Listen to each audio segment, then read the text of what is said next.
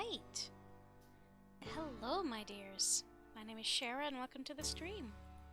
Time to get started on the game. So we are doing the... sorry about the late start, by the way. Life happened. So, the next level in the Wallace Gromit DLC for PowerWash Simulator. The Knit-O-Matic. Our poor Knit-O-Matic's in a right tangle. There's... not a moment to lose, Gromit. But shh. Deploy always-rad to the basement and let's get everything woolly clean. Oh no, I forgot that Wallace likes puns. Alright. Let's see, we've got dust, cobwebs, dirt, streaks. What's this? Dye? Makes sense. Jeez, this place is huge! Auto-dry, Knit-O-Matic. I seem to remember seeing, like, screenshots of this. Look at all of this. This is delightful. Look at this. Look how thick this grime is on the ground. Well, I suppose we might as well get started, as usual, with the floor. What's this? Bubble suds. Let's start in the corner and work our way out. Lummy Gromit, always-rad's clean out of the blocks again. I'd best have a word in the shell, like. Basement painting. Is this in the basement of their house? Bless this mess. Command, please spruce up basement and give Knit-O-Matic a makeover.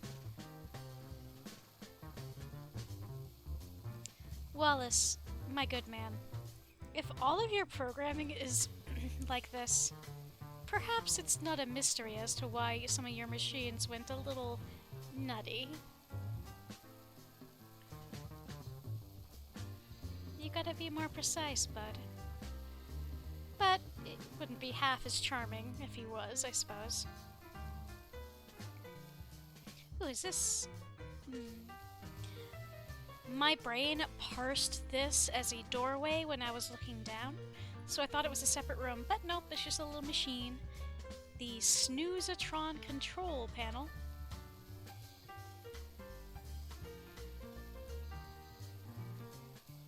Sometimes I was abruptly reminded of one of the scenes I saw where poor Gromit had to get out of bed and dress up like a sheep in order to jump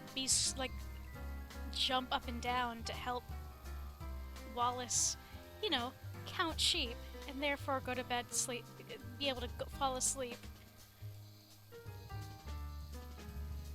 Get you a friend that is that dedicated, I suppose.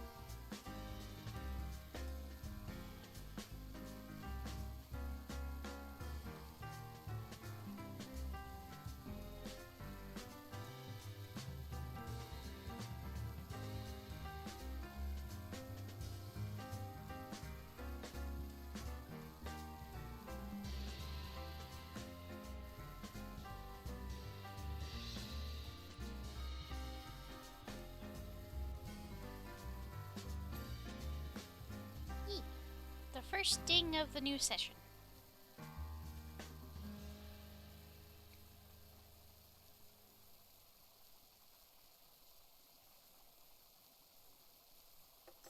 Actually, come to think of it, look, so we're on the power washer. You see the little dial here. Does that dial go any up? Does that dial change depending on what we use? Nope, the answer's no. Okay.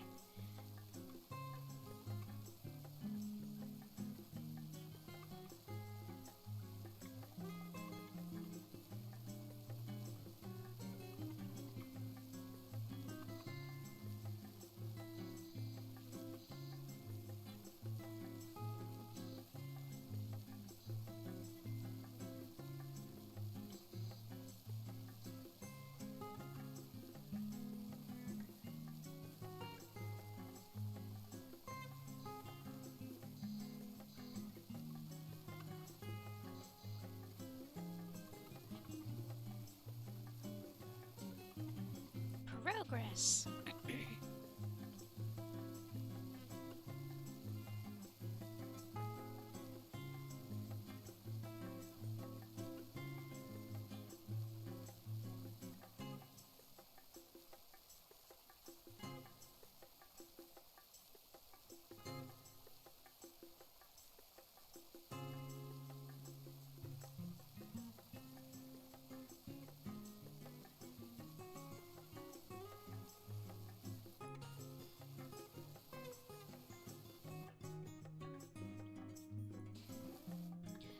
Let's prop you up over here where you're out of the way.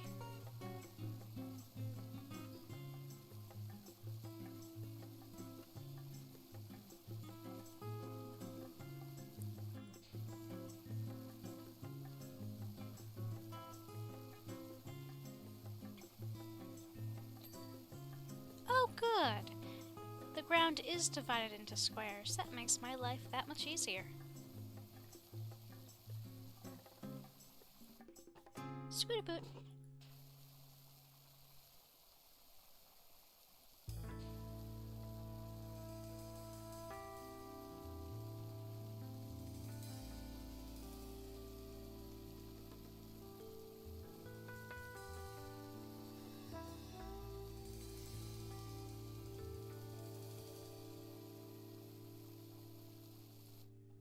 Is there anything? Not really, but...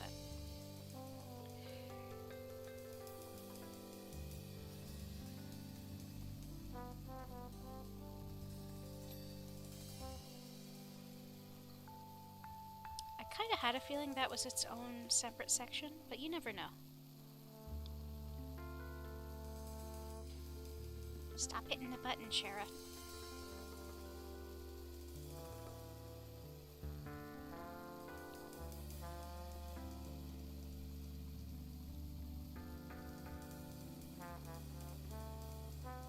I guess it makes sense that dried paint would take a little bit more work to get up. Or dye, specifically in this case, not so much paint.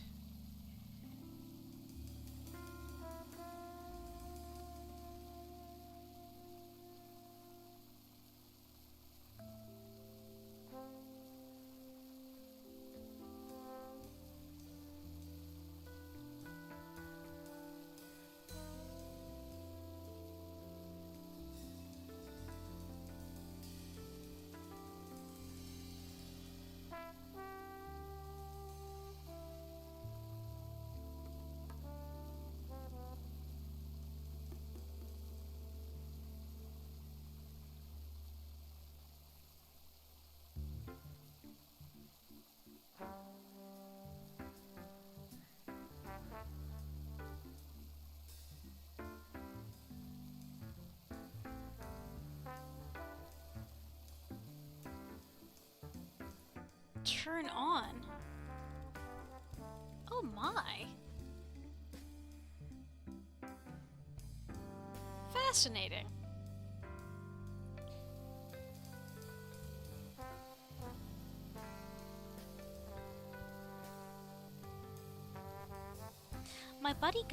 My roommate got some of those little woobles. Or is that what they're called? The little dudes? The knitting kits that have been so popular recently. They look wicked cute. I just have never been able to figure out knitting myself.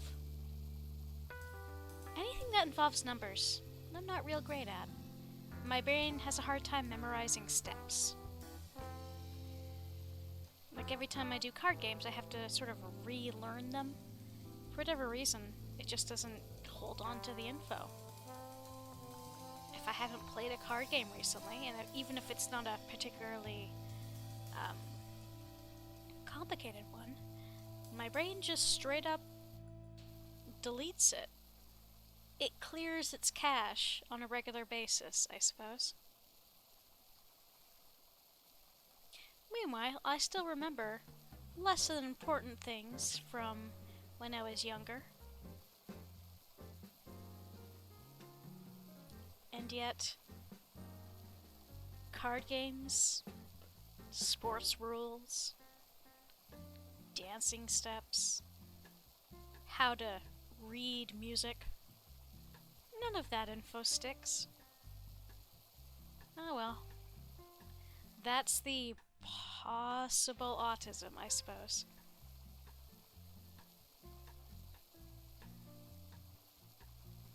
Or if I'm not actually, as I'm not yet diagnosed, could just be whatever neurodivergence I got going on.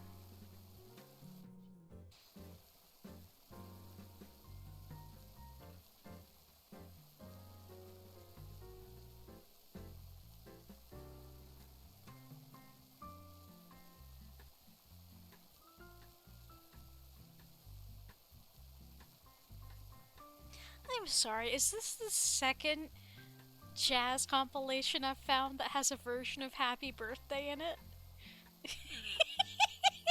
What are the odds of this? Oh my goodness. Is this just a thing? Because that is undoubtedly the part of the melody of Happy Birthday.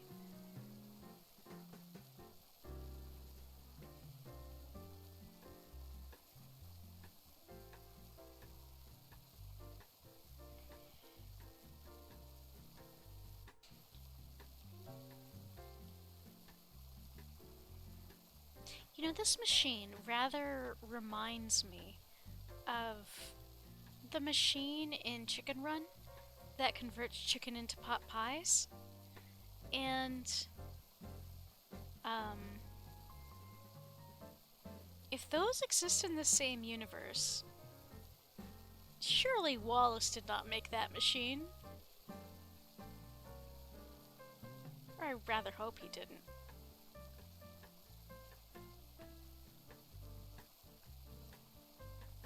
I assume they exist in the same universe.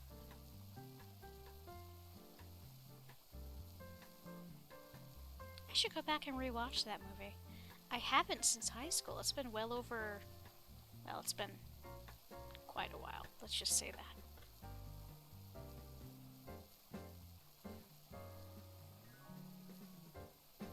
In a few more years, it'll have been 2 decades, so...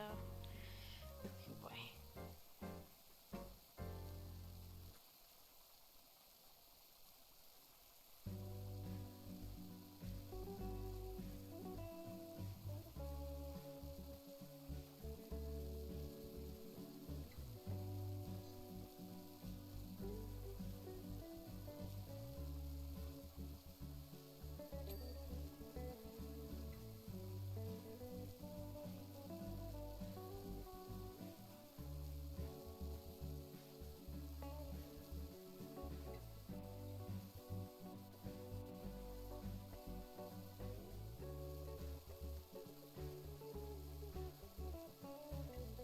I don't think anyone's watching me right this second, but in case someone is watching this later, I hope you're having a good one.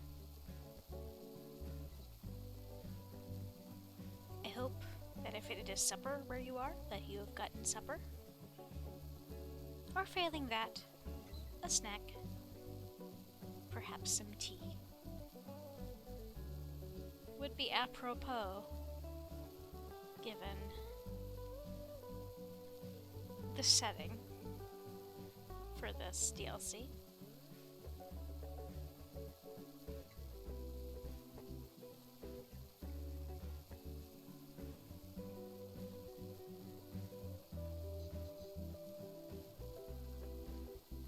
Ooh, you know what I just realized? Those new special, well, the reworked levels of Crime Scene Cleaner might be out soon. That's exciting. She'll have to add those to the schedule as soon as they are released.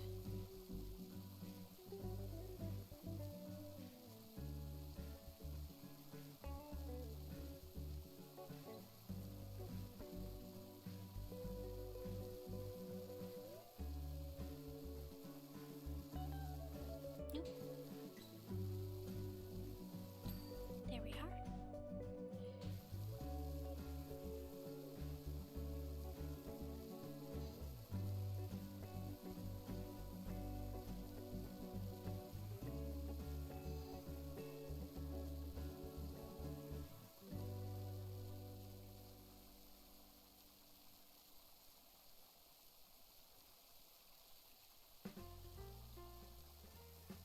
Not again.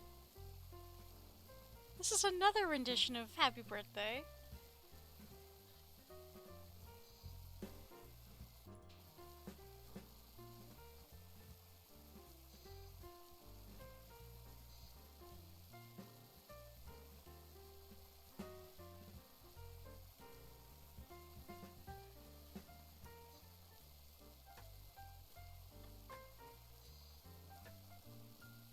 Oh well, not unenjoyable at any rate.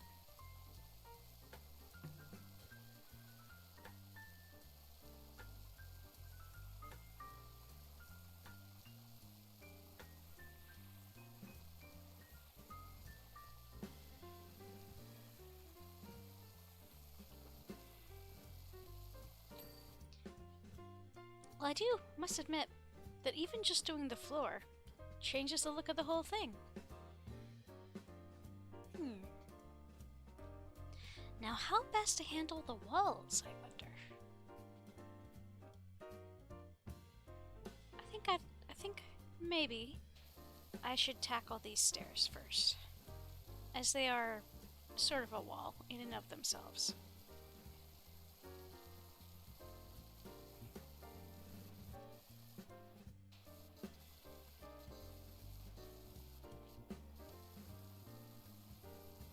What's this? Drawing board. A literal drawing board. It does track. He is... Does Wallace count as an engineer? Or does that require specific training? I feel like that requires specific training. Isaac Clarke, he is not. Top work, Wash lad. That dirt is dust. Looking great down here, ain't it, Gromit?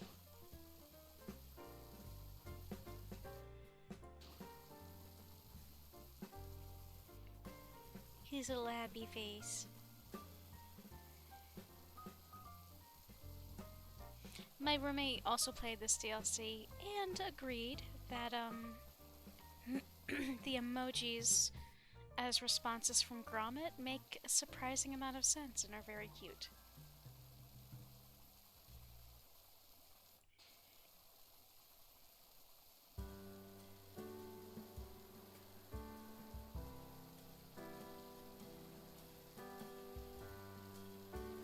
Dang it, stop clicking the other button. I don't know why I'm in that habit of doing so.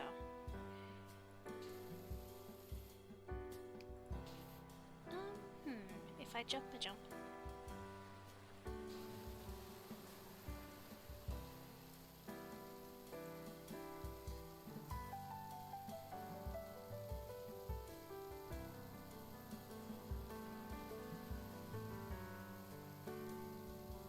This song oddly reminds me of... I don't remember which Mario game it is. It's the one with the ships, and like, I think the whole game is technically a dream. But when you're with the castle and the falling wand, like that series of notes that plays as you fall, reminds me of that part of this song real quick here.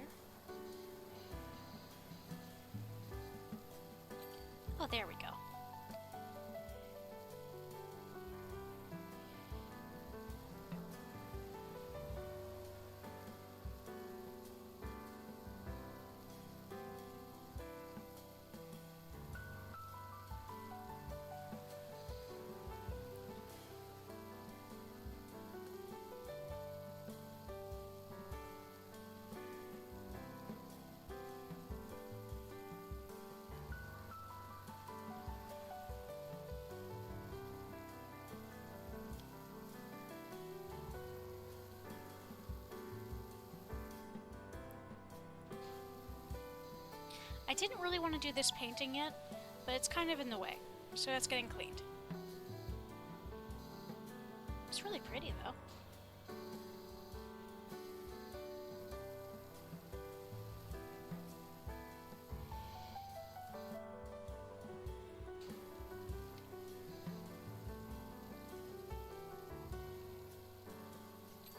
There we go, and the back of the painting. Is that where all the dirt is still? I think so. A little bit tricky to access. There we go.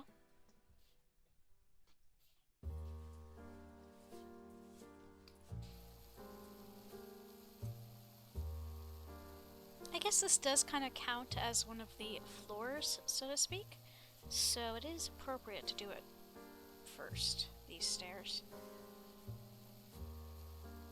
So I assume that this is below their little house.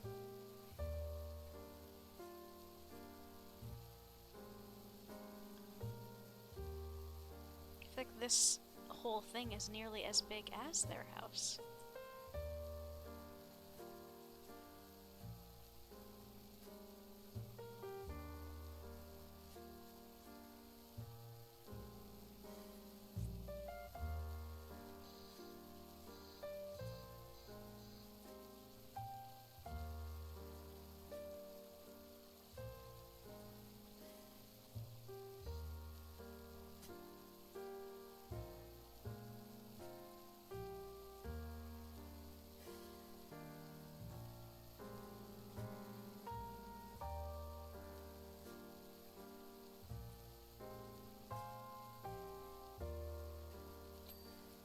There we go. Interesting shape. I may want to get all of this while I'm up here, to prevent having to come back up.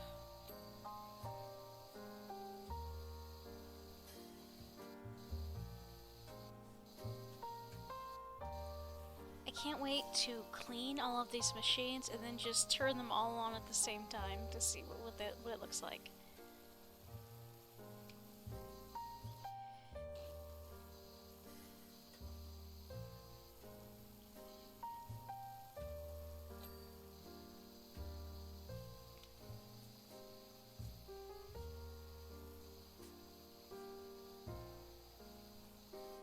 Stop hitting the button, chair.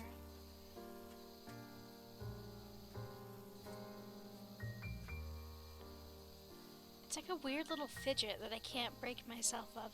There we go.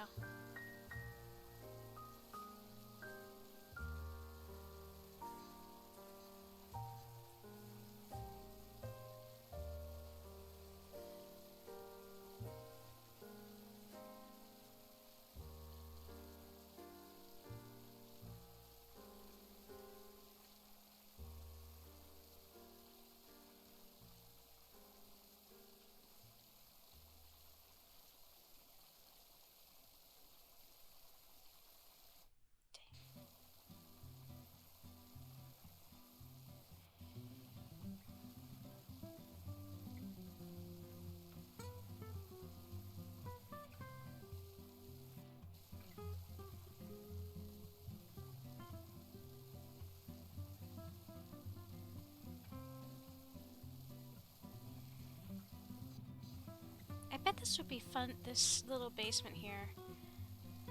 Obviously we don't have all the machines, but I bet it would be relatively straightforward to build in The Sims. And yes, 9 times out of 10. That's what my dumb brain defaults to. This is a cool space. Could I make this in The Sims? And sometimes the answer is no, but someone more skilled than I am probably could.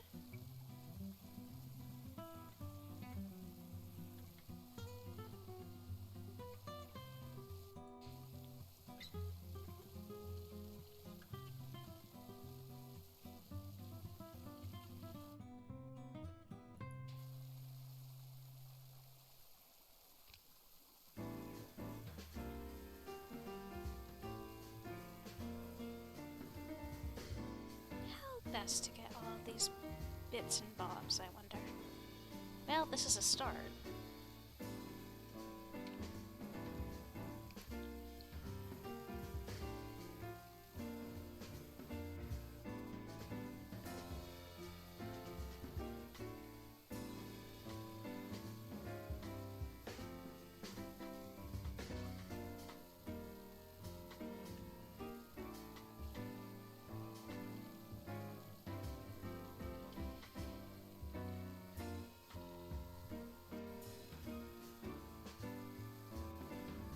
So, sort of tangentially related to this, but did you all know that the power went out at the London airport for a good chunk of time the other day? To the point where, you know, flights coming in and out of there, obviously you can't have flights going in and out if there's no power. I think it was Friday, actually. It wasn't today, but it was either Thursday or Friday. But then, fortunately, they were able to fix the issue within a chunk of hours, and then reopen it. But whoo boy, did that throw a heck of a curveball into a lot of travel plans, because a lot of flights from the US into Europe are routed through London. Which, I guess, shouldn't be a huge surprise.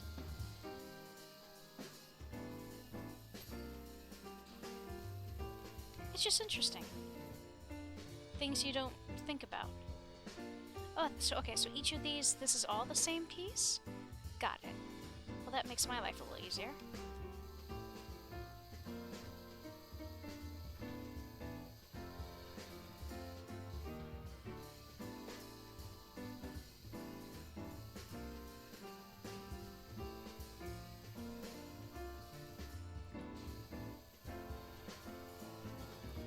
Now I wonder, how far up do you go?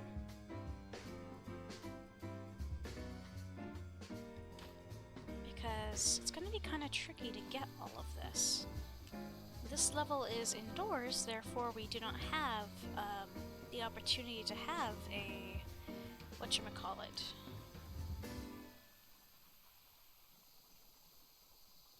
What is the word I'm looking for?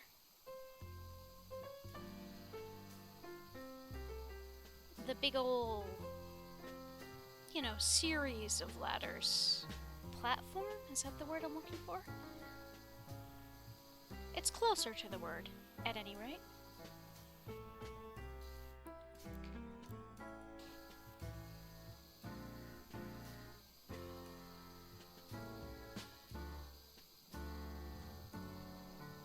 Scaffolding, that's the word. No scaffolding when you're indoors. While I'm here, I suppose this is as good an angle as any.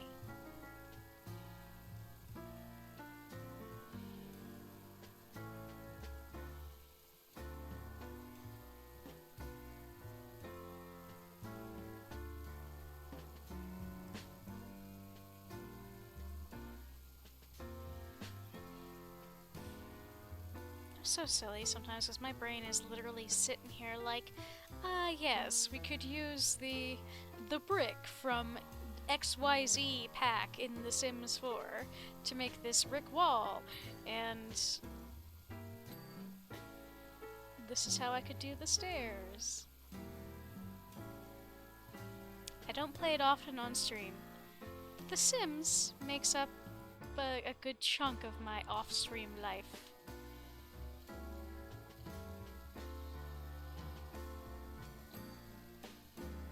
But I'm not playing Final Fantasy XIV at any rate.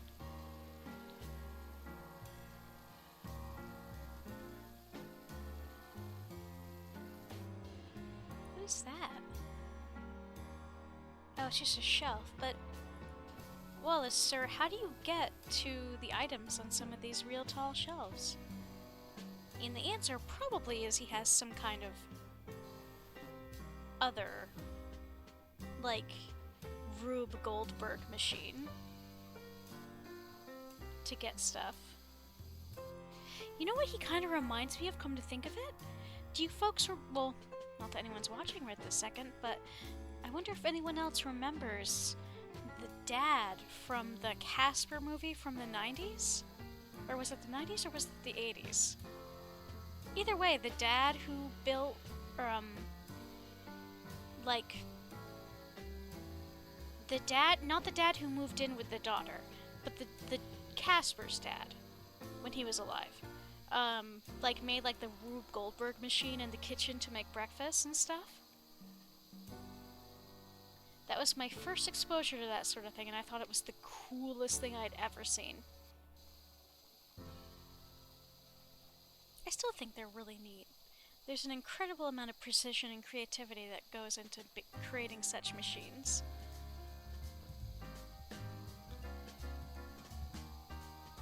I don't think I could create one to save my life. Compels me, though. There's gotta be a better way to do this. Can I put you up here with me? No, the answer is no. I'm not sure where else. There's nowhere higher unless I get up there. I'm going to have to get up here, am I not? In order to clean it. Don't fall, don't fall, don't fall. Just stick. Just be a Spider-Man. Peter Parker this shit up. Oh, I got up there. I don't know how, but now I don't want to get down until I'm done this. Because it'll be somewhat difficult to get back up.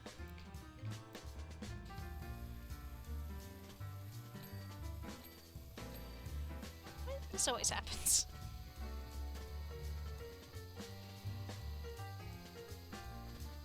A surprising amount of times I'll get myself into a weird position in this game.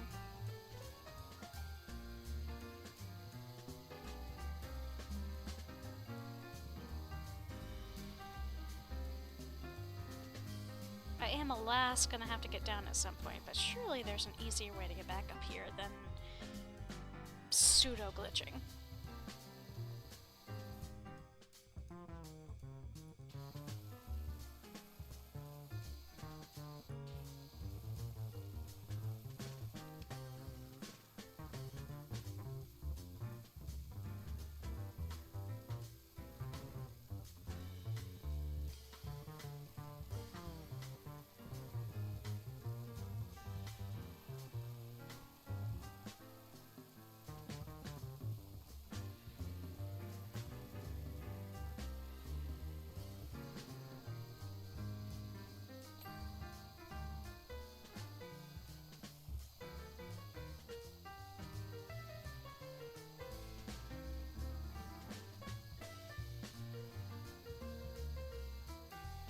Yeah, no, this place...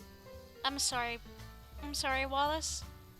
I'm calling you out on your shit. This place was filthy before I got here. Before the robot situation, I can almost guarantee you. Because there's cobwebs and stuff. Those take time.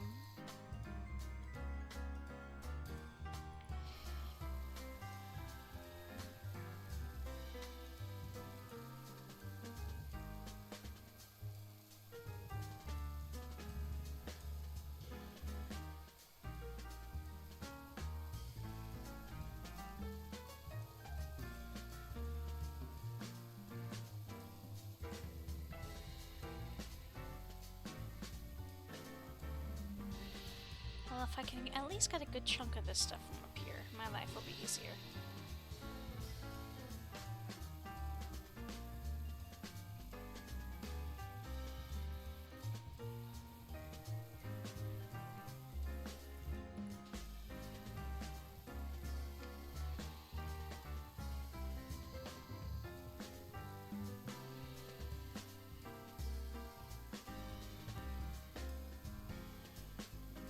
At least do the top of some of this stuff.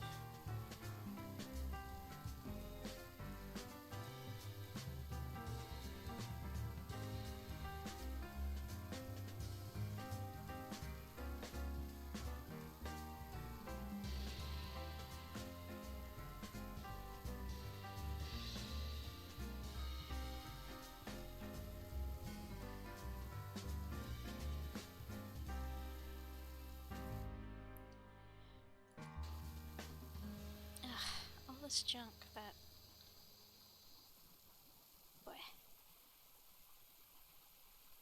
Bleh, I say. Let's do something slightly closer to me before I go. Oh, okay. I won't argue.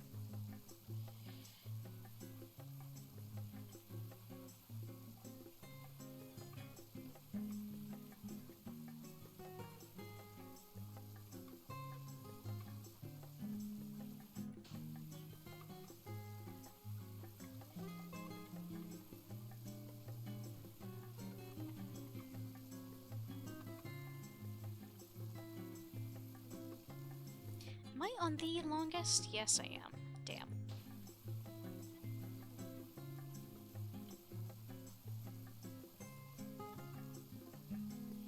Let's check Washboy's soap supply, Gromit. Can't have him running our out suddenly. Okay, Wallace, that was just bad, but... And I've mislaid me favorite spanner. Keep an eye out. There's a good dog.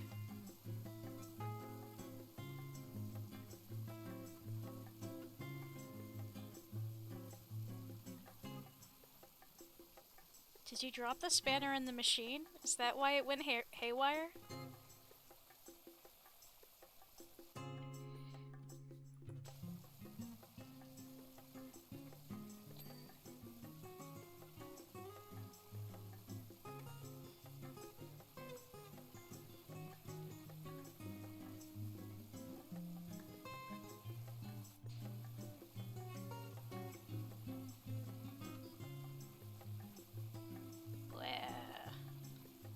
I hate it when it gets all patchy.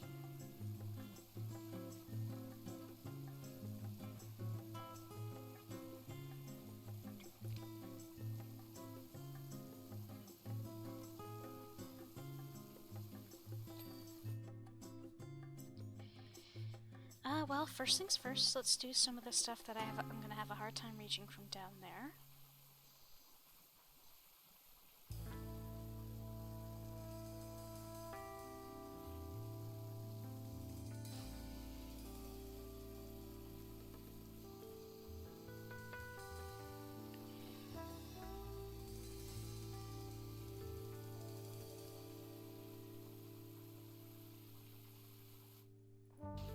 Nothing. Okay. What is that? I think some of that I'm gonna need to be significantly closer to properly clean. Because this is my... Oh, hey, Bridget! How are you, friendo? I hope today's going alright for ya. Thanks for popping in. Spud says hi. Aw, give the Spud a scritch.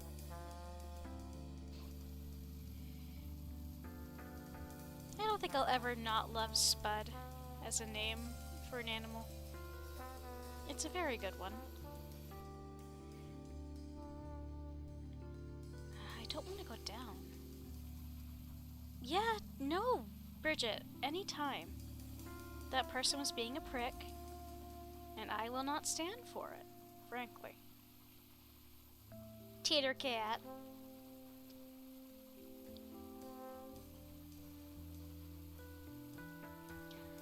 I'm not going to talk in public about what happened last Pride until I'm, you know, in the clear legally, but that's something I'll talk about when the time comes.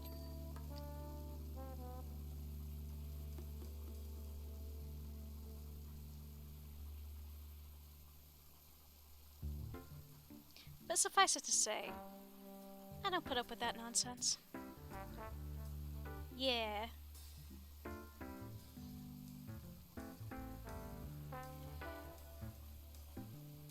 But yes, we are cleaning what I think is Wallace and Gromit's basement, where they've got their knit-o-matic, their automatic knit machine.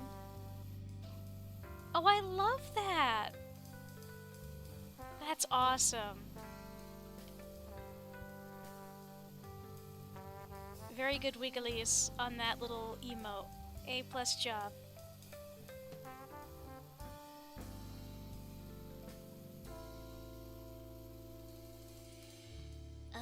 It's so patchy, my job is. There we go.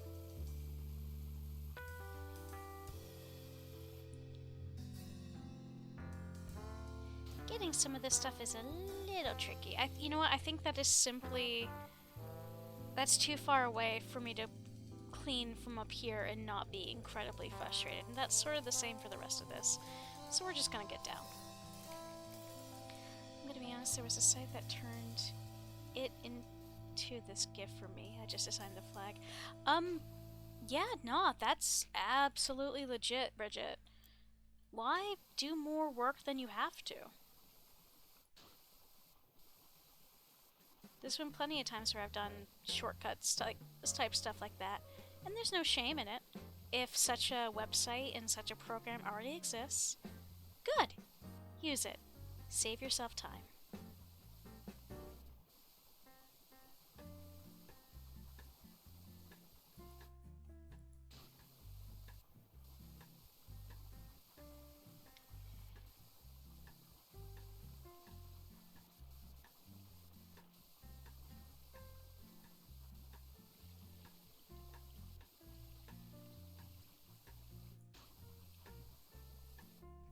Okay, let's get down.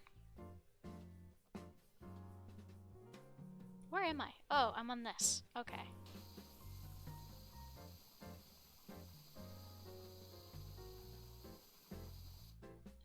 I figured there wasn't a flag for specifically hetero demi people like me. Trust me, I've looked, so I made one. Good! I am glad. I'm glad that you made one. And I'm glad that you were able to get it to work, because it's wicked cute. Because it is still, being demi is still part of the ace spectrum, and still deserves a flag.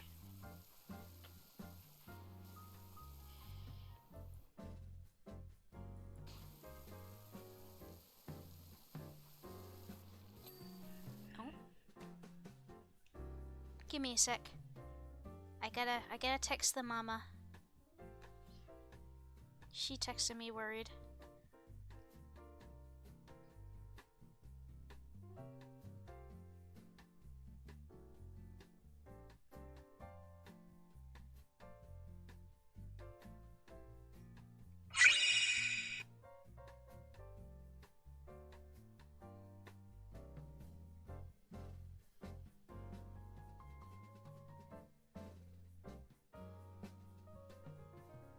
There we go. Okie doke. Sorry about that. Got a couple texts from folks on my lives I had to respond to real quick.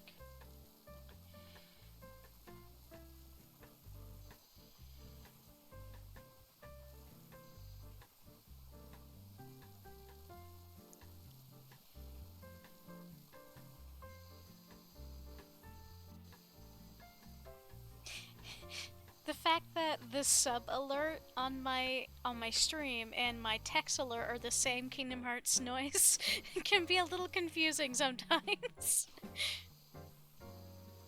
But I refuse to change either one of them because they bring me joy.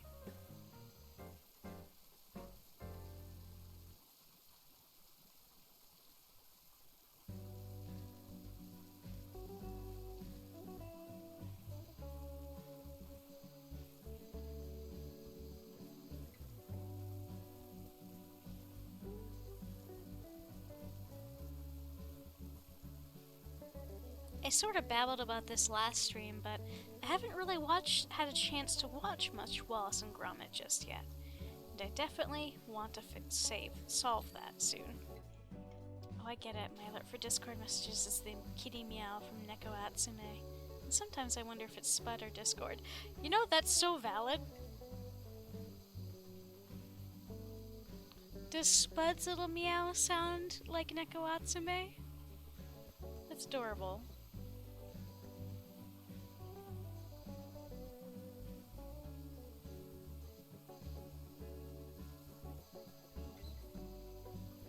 Do you have a bunch of nicknames for Spud?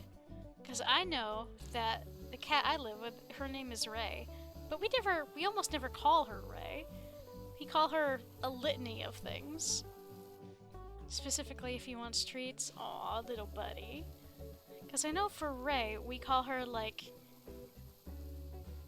I call her baby girl. Her parent often calls her a little shithead or whatnot when she's being a little problem.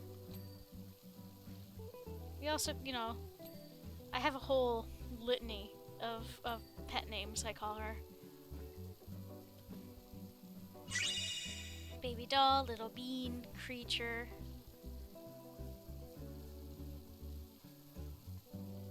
Ray of sunshine.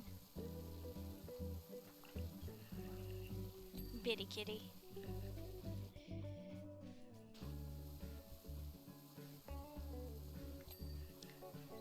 There we go. Alright. Ah, the support is a separate object. Got it. And so is that support. Thanks for making this interesting, game. Parkour! Oh. No. Stay here. Stay here. Stay here. It'll make our lives easier if we could just... Or not.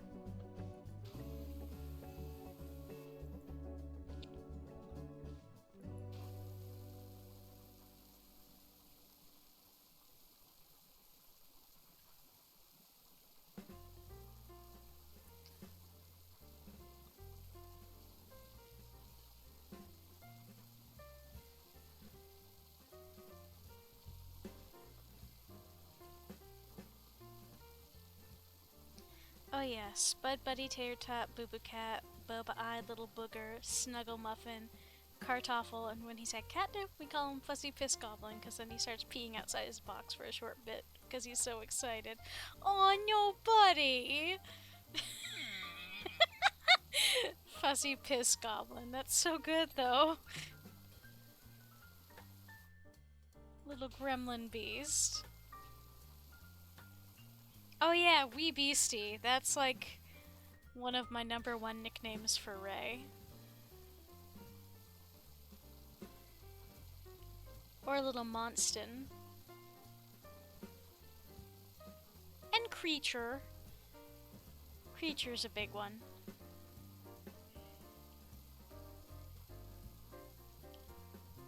Those usually only come out when she's being a problem.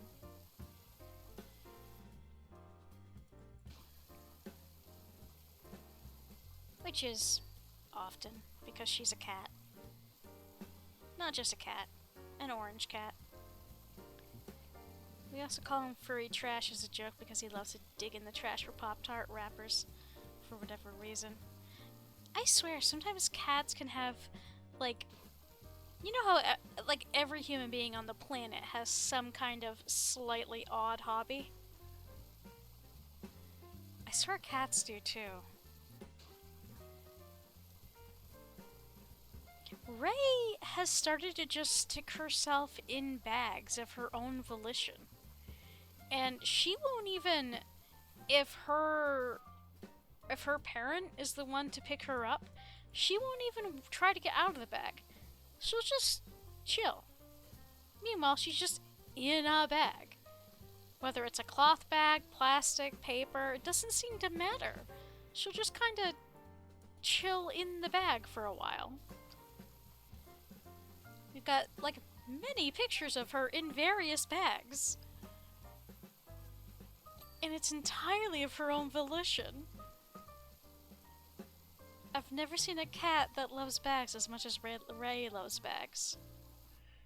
Spud does the same thing with the laundry baskets. Oh, the laundry baskets is a cat classic.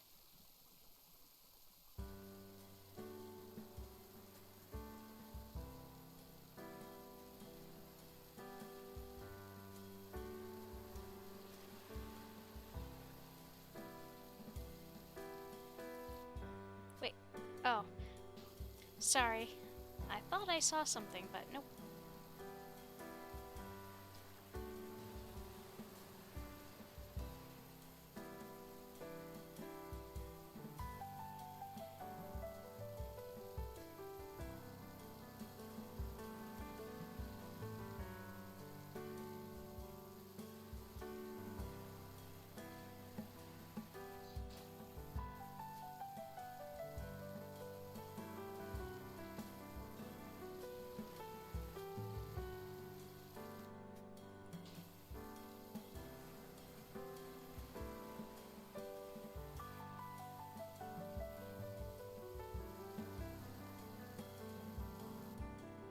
He's obsessed with my neighbor, and I don't know why. I always try and help him because he doesn't have a place set up yet. Works in trucking for the longest time and just retired, so he comes over a lot, and Spud absolutely adores him. That's too funny. Ray doesn't take well to strangers. In fact, when Kit came over, she hissed at him. I felt so bad. But to be fair, she hissed at me when I first moved in. So she just doesn't do well with change or with strangers. But she, for whatever reason, kinda likes our landlord who randomly comes in. Like, won't let him pet her, but will, like, just kind of sniff around and pretend to be friendly for a little bit. Because she's a little weirdo like that. And,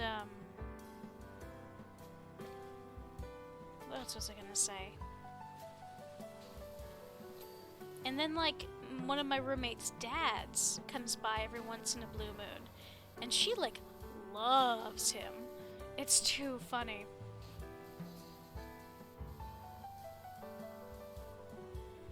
Whereas she's kind of indifferent to the dude, my dude roommate. Ah, kitties. They are such mysterious beings. They really are.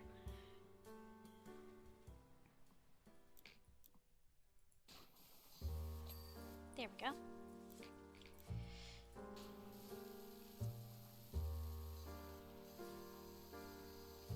Oh, okay, so that's clean. Got it.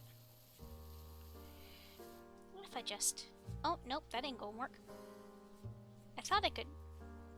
Well, I can. I just couldn't do it that way. Not the way I was trying. There we go.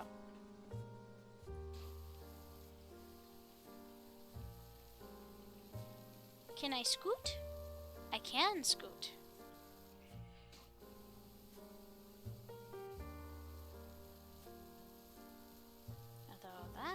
That's a touch tricky. How much more can I inch along this beam before I fall off? Turns out exactly that much. Fortunately, the ladder is directly below me.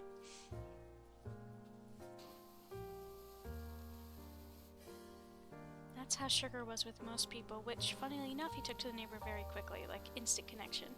I've never seen Sugar take to anyone that quickly. Ever. Not in the 18 years I had him. That's... Aww. Was it the same neighbor? Maybe he's just real good with kitties. Gives off that I won't fuck with you vibe. That kitties seem to like.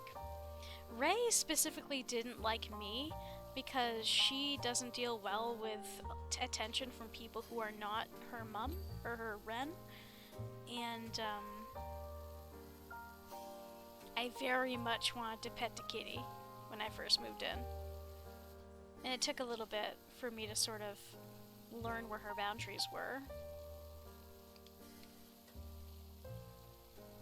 Same neighbor. Your neighbor is clearly just a cat whisperer.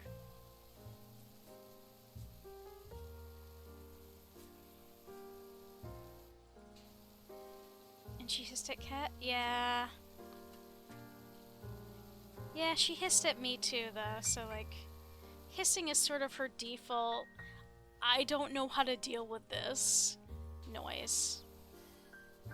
And you're making me upset, so don't come any closer. And you know what? I can respect that.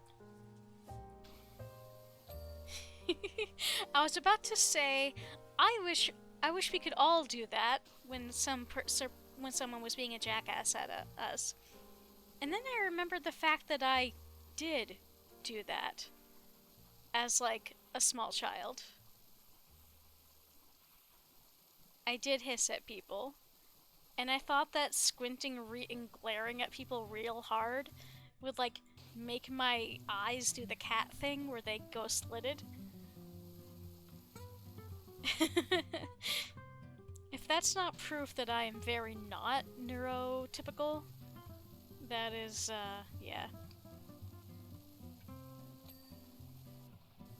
I used to get in trouble for glaring at people. I'm like, no, I'm being a cat. I'm doing the cat thing with my eyes. You just can't tell.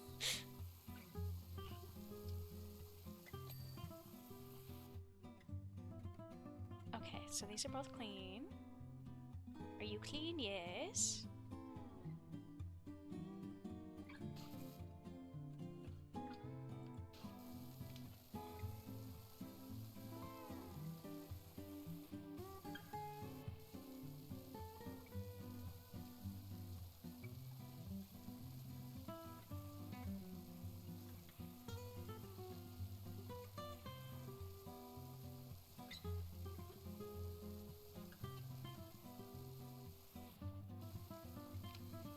I sometimes wonder what it would be like to be neurotypical, but then I figure, might be boring.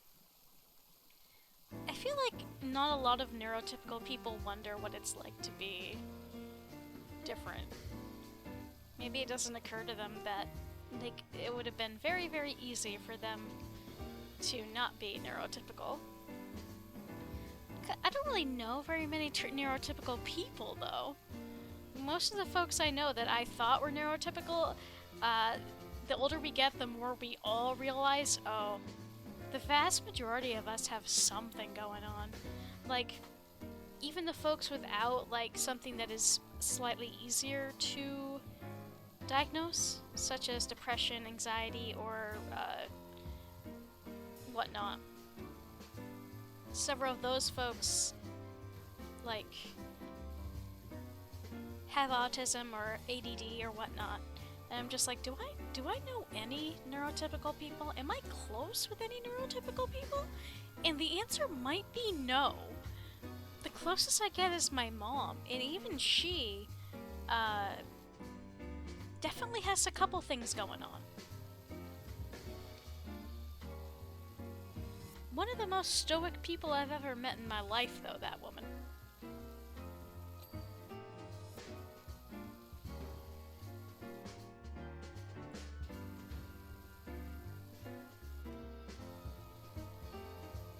So did you— oh wait, give me a sec.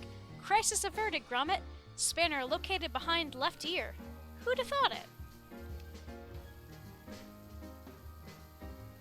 Well, Wallace does have big honking ears. I guess it does track that he can store things behind them. Same, Gromit, same. He's got this— he just put the smiley I use a lot, the, like, standard face. I'm not sure what kind of neurodivergent I am, but I know what I ain't normal. Diagnoses are expensive, though, absolutely. That's why I'm not officially diagnosed with a lot of things yet. Like, I am almost certain, like, and it's tricky, too, because some tests can be either inconclusive or whatever. I am self-diagnosed ADD because a lot of the stuff matches up with my experience as a child and how my brain works now. It would make more sense for me to have ADD than it would for me to have these aspects of my personality and how my brain works without it. But I don't have any official diagnoses on that respect yet. Depression and stuff, yes, because that's oddly easier to diagnose. But stuff where your entire brain works differently, such as autism and ADD, that's more difficult to diagnose because a lot of the symptoms mimic symptoms of other things. Like, a lot of people with autism also have ADD or ADHD, and a lot of the symptoms of various mental illnesses, anxiety, depression, whatever, also show up in folks with autism and or ADD. So it is a difficult thing to try to figure out. So I am maybe potentially, like, self-diagnosed as having ADD. My therapist agreed I probably do, but we need to get an official diagnosis. And also agreed the odds are quite good I have some form of relatively minor autism. It's not as sure a thing as the ADD thing, though. I'm 99% certain I have prosopagnosia, face blindness, and I'm fairly certain I'm high-functioning autistic. PTSD, PNSD with absolute certainty. I think I do have some depression, but I don't think it's chemical, I think it's seasonal situational. You know, that's fair. A lot of this stuff has comorbidities too, which is part of what makes some certain things such a bitch to diagnose.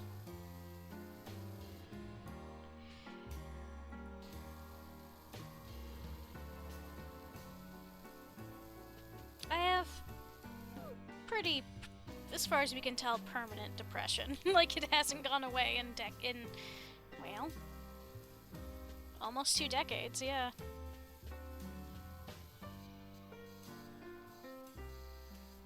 Yeah, like autism and ADHD, they coexist a lot. Absolutely. And they can also, like, mimic each other's symptoms, too. And behavioral patterns.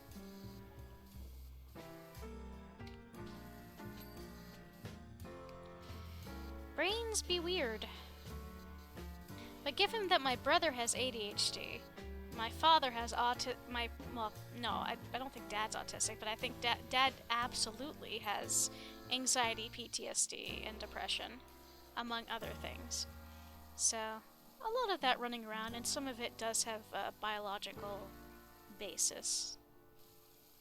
Exactly, which in turn makes it difficult to diagnose if it's one, the other, or both. Yeah, that's what my therapist and I have talked about at length. We're like, is it one? Is it the other? Is it both? We just don't know! Because as much as she agrees that one or both is likely, we will not know without official testing. And that testing is fucking expensive and time consuming.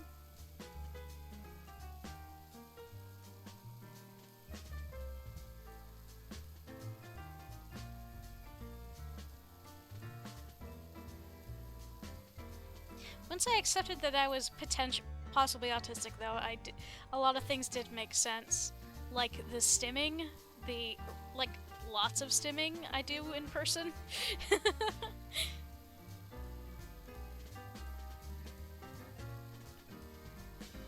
hyper-focusing on things for months at a time.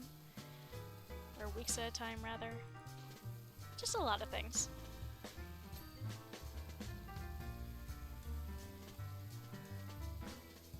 The inability to read body language.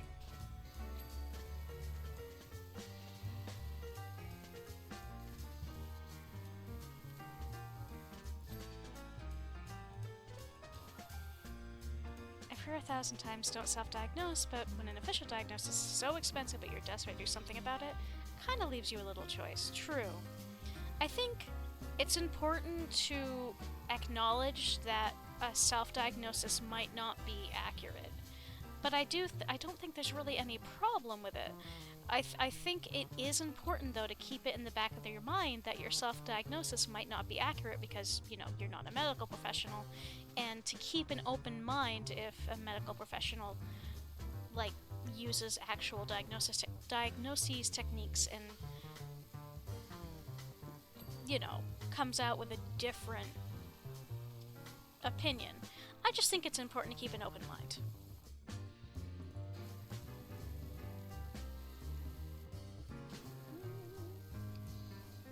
I suppose I might as well do this while I'm up here. But I also read an article recently where there was a study that showed that someone suspects they have autism 80% of the time they have diagnosed themselves correctly.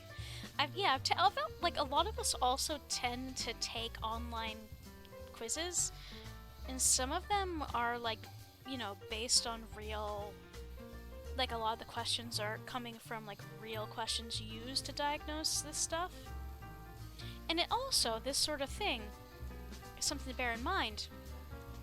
Self-diagnosis for autism is way more common among people that were born female. Because, like, and ADD or ADHD, because it manifests differently often than it does in folks that are born male.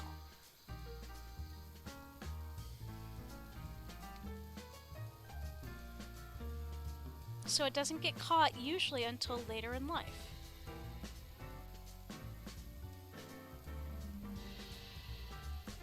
assigned female at birth, assigned male at birth is what I should say, actually. But you know what I mean. Are these clean? No. Now they are, though.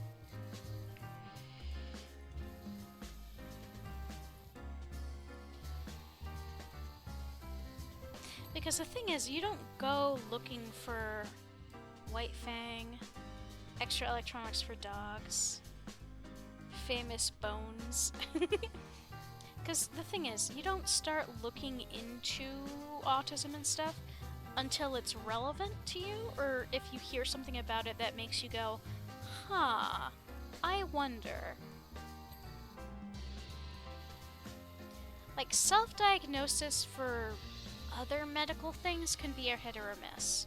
Like, there's a joke that, you know, people go on IMDb and diagnose themselves with crap all the time. And that's true. Like, when you read all of the symptoms and you don't know a lot, it's super duper easy to diagnose yourself with something awful. Or get anxious that you might have something. But also, when it comes to, I just feel like it's a different situation.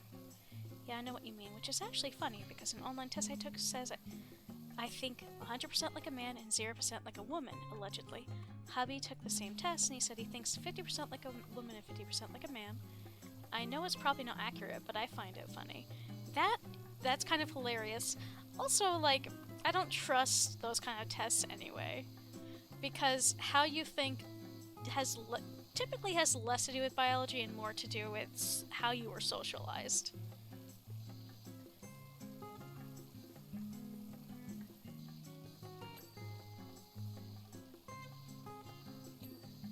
Here I was thinking, Wallace, how do you access it? This is so tall off the ground. And then I remembered that the little character I'm playing as is real little. He's just a little guy. Wash lad is a baby.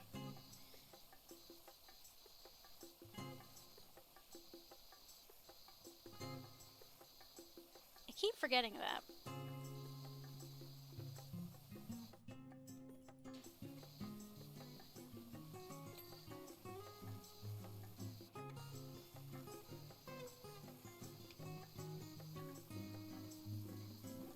I'm so easily distracted today with this level. There's just a lot going on. That would explain it, because I was way closer to my dad than my mom, and I always generally felt more comfortable around men than I did women.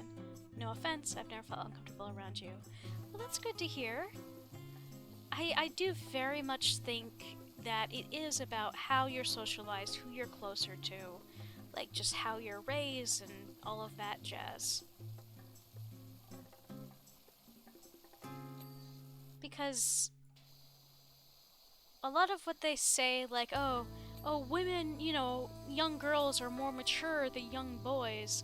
No, that's not true. The truth is that they are socialized out of quote-unquote immature behavior earlier and younger than guys are. Young boys are allowed to misbehave far longer and far worse than misbehavior is permitted for folks that are raised and socialized female. And that's simply the truth.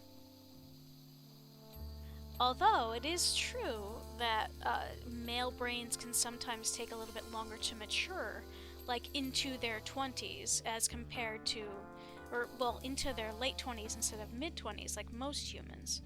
It is also true that they're allowed to remain immature for longer from a social standpoint. Because boys will be boys. Or at least that's how it is in the US. Whenever I make these statements, they're coming from a white American that was raised in New England. And they are not really assuming that's the truth for anywhere or anyone else.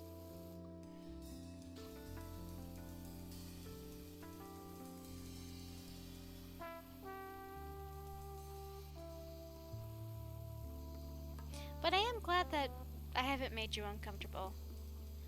I sort of try to be someone that folks can just sort of chill out around, to be honest. I was a very angry and very confrontational person as a teenager and as a child. And, I hated it. So my whole thing now is to try to promote as safe of a space as possible.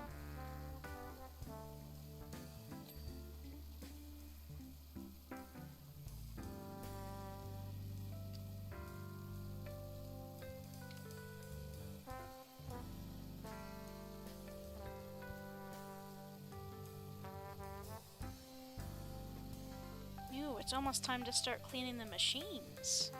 The big machines, because we're almost on the walls.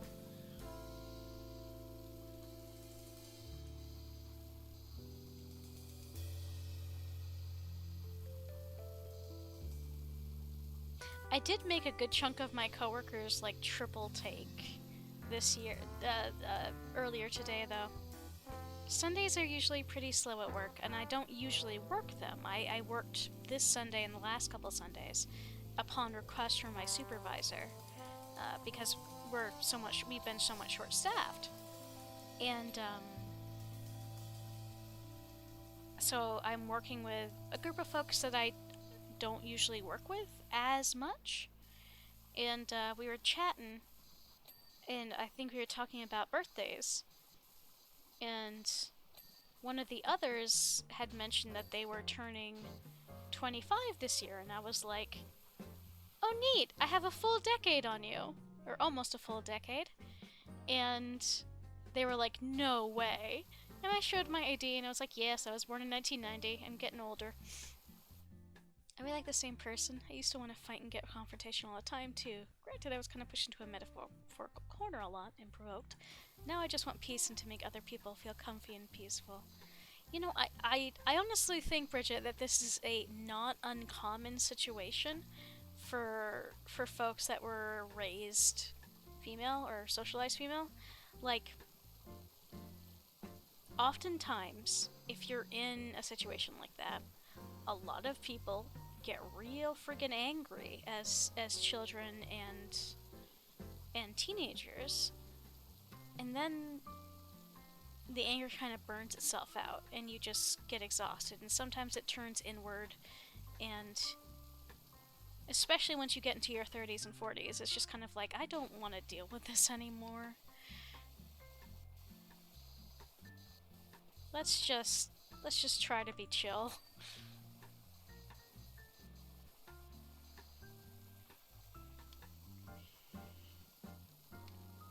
Yeah, both of my roommates knew me when I was a teenager, and I'm grateful that they are patient enough to have me as a roommate, frankly.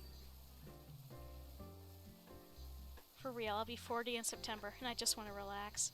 Absolutely, I think the thing with anger is that it's so high energy to maintain, and that's why people get burned out a lot. At injustice and at problems with the world. Like, they get angry and then they burn out. And it just turns into apathy and depression.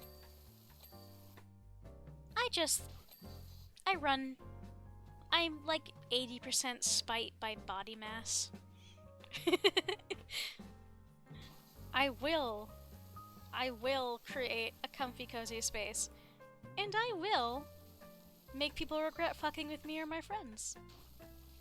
And that's a promise. This is like the 5th or 6th time we've had this same, like, birthday song on this playlist. I'm gonna have to find something better for next week. Well, then again, it's not unpleasant. Just a touch repetitive.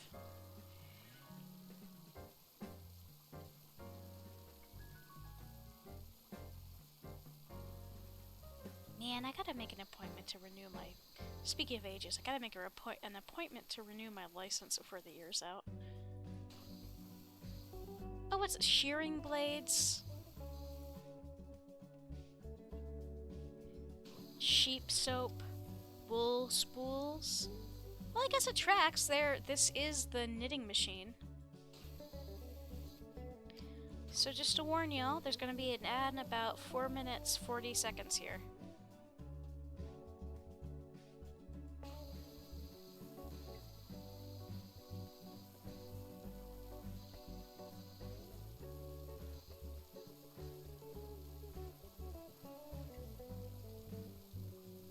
Yeah, Bridget, you missed the very beginning of this level. It was covered in dye all over the floor and all over the place. This is a fun little level.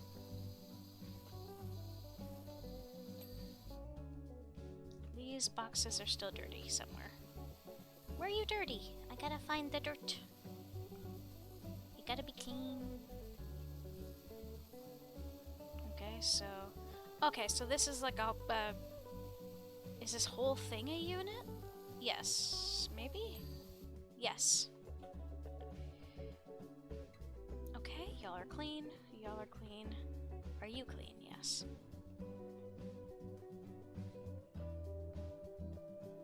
I feel like I'm missing some things, some spots. Well, yes. The answer is yes. Girl, same. I just gotta learn to stand up for myself again. Yeah, 'cause then, like, that's the thing. When you're aggressive or, like, fighty for long enough, when you get to the point of being sort of burnt out by it, you feel like you're not allowed to stand up for yourself. Or it gets, like, just exhausting to try to do so. What does this say? The Baskervilles? The Hound of the Baskervilles? Oh, I'm not gonna look. Wait. Solution. Where be the thingamajig? You. Come here. I want to read the titles, and I'll be damned if I'm gonna hop up and down to do so. Wait, what is this? The Grim... I can't fucking read it.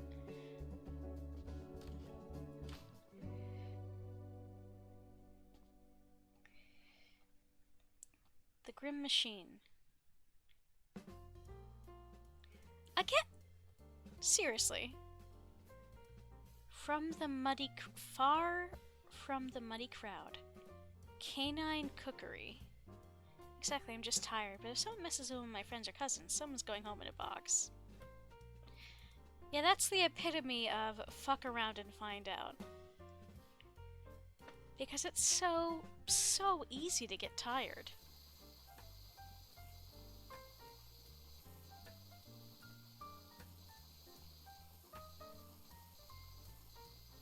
And it's so easy to not stick up for yourself when it's yourself.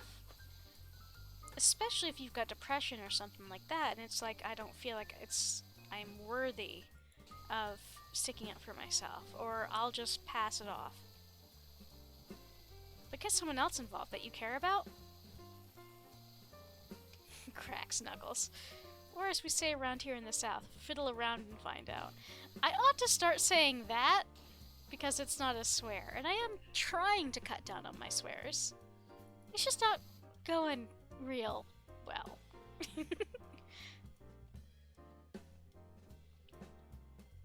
Girls, like, you're pulling this right out of my brain. We do seem to have quite a lot of like Bridget. Or quite a lot in common, it seems. By the way, that ad is gonna hit in about a minute here. Oh, this is a good comparison. Look at how bitty we are! This is a standard chair! Our head barely comes above the seat! We're so tiny!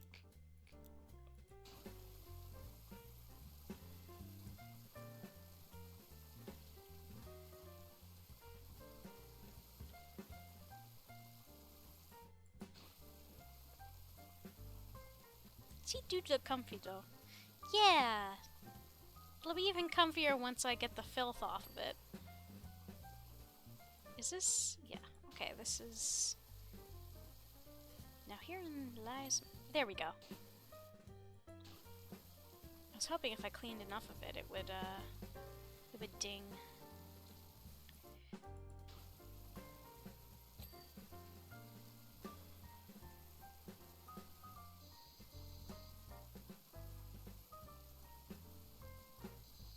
What is this? Rosebud. Really? I wonder if this is in the actual show or if this was a thing they added for the damn DLC. That's too funny.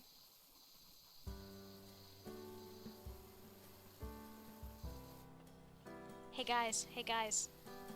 Rosebud was the sled. Oh, there's another one of these things down here.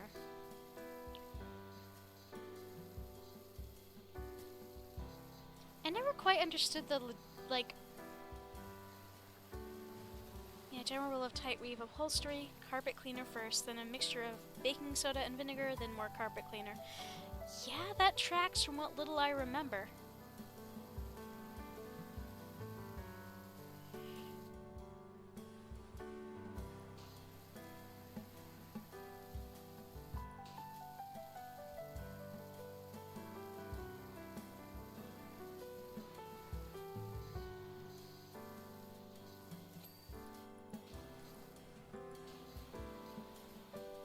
Wow, I thought I was done with the walls, but I'm really not. I just got distracted doing the other stuff on the other walls that I forgot I had multiple actual walls left to do. That's alright. Ooh, pretty.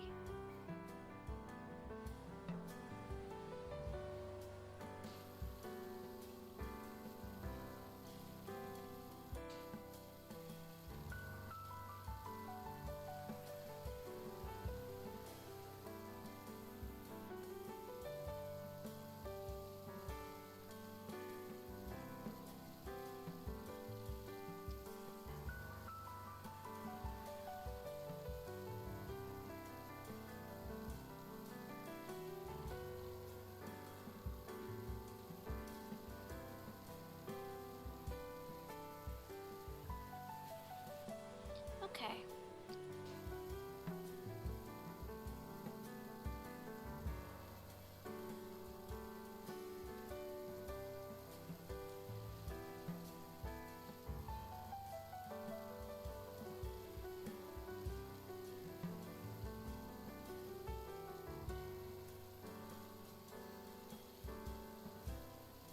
Is that a... Oh, that's more books. Techno Trousers Manual. Wuthering Whites.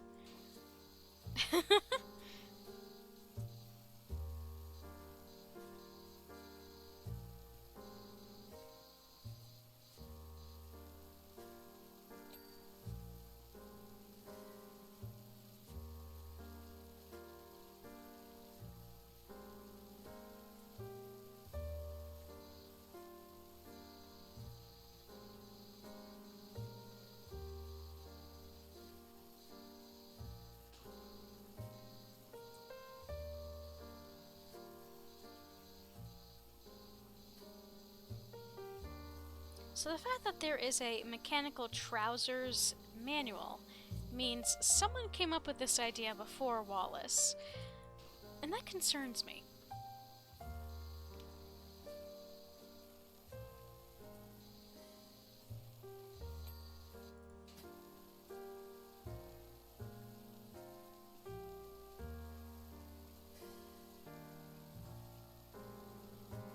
Welcome back! Thanks for the patience with the ad. Sorry about that. I appreciate your patience, because if I don't choose when they run, Twitch will. Just run them randomly.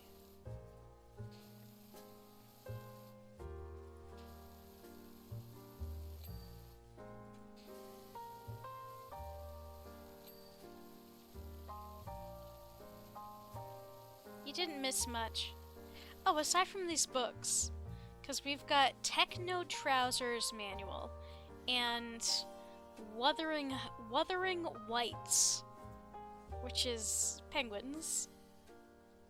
That machine has more colors than the pride flag. It's really pretty, though, in a weird way. Can you let me, please? Uppies. I want uppies.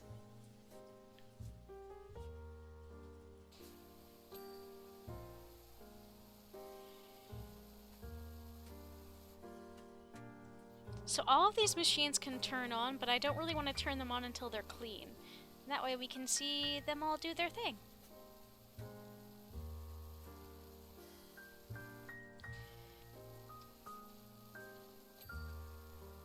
You know what I want more than anything? For a DLC for this damn game? I want some Star Wars shit so bad.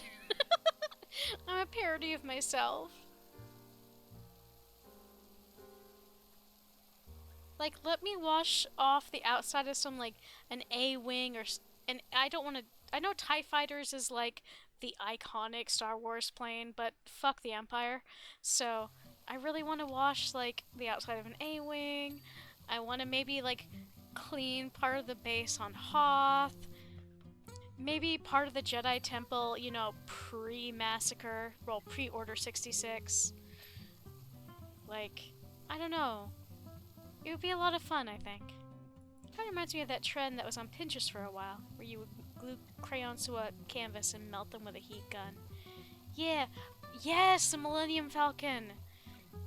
God, I want that so bad!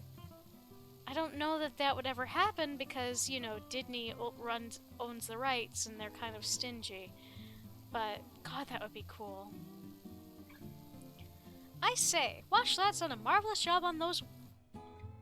Sir, I didn't get to read your message. I say, Wash Lad's done a marvelous job on those walls. I can almost see my face in those bricks. That would be a neat trick, Wallace.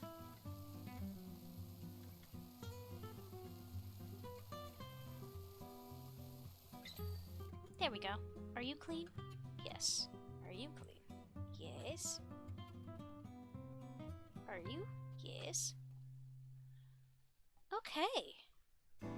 So with that, I think the walls are done. Let's do some of these, like, side items. Like, imagine if as a joke you're washing the Millennium Falcon and small panels fall off randomly from the pressure washer. God, that would be cool! Wallace's Knit-O-Matic. Auto dry, extracts fan, suction tube, auto wash, revolving sponge, clean sheep, duct, auto shaver, pullover machine, auto knit, wool spinning. I mean, you know, he's got a point. Making it automated is neat.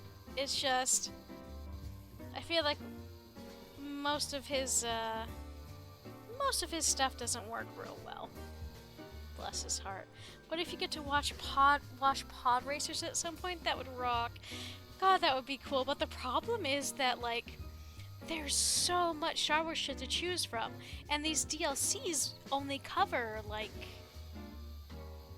5 levels, I think, max. So, what's the most iconic Star Wars locations? Because there's always got to be a couple of locations, unless they did a DLC that's similar to the Warframe DLC, in that it's just machines. Like, just like, I mean, I guess they could do that. It wouldn't be unprecedented.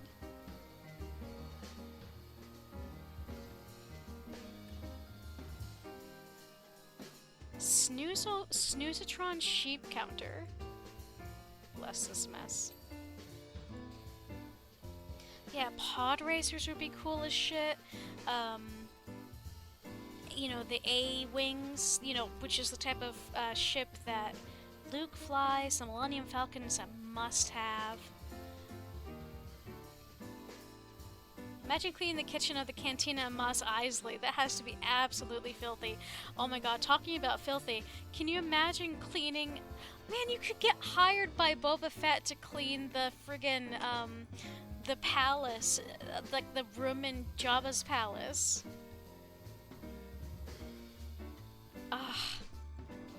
And then, I know it would never, I know that the odds are good that it will never happen because of Disney owning half the rights. But can you imagine some Kingdom Hearts DLC? Getting to clean, like, I don't know, like some of the spaces on Destiny Islands, Twilight Town, like the main square, God, there's just so many places. Like maybe a spot on Hollow Bastion. Bully-proof vest. Oh, it's got a little punchy. That's cute. I know the odds are good it'll never happen, but goodness, that would be so damn cool. A girl can dream, I suppose.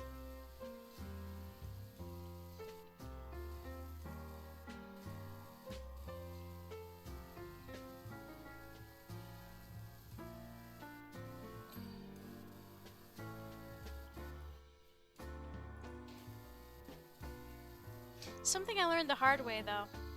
Don't you dare ever mention Star Wars and Kingdom Hearts in the same sentence, because a chunk of the fandom will go, "F you, we don't want Star Wars anywhere close to Kingdom Hearts." Like, no, that's not what I said. What I said was that they have a lot in common thematically.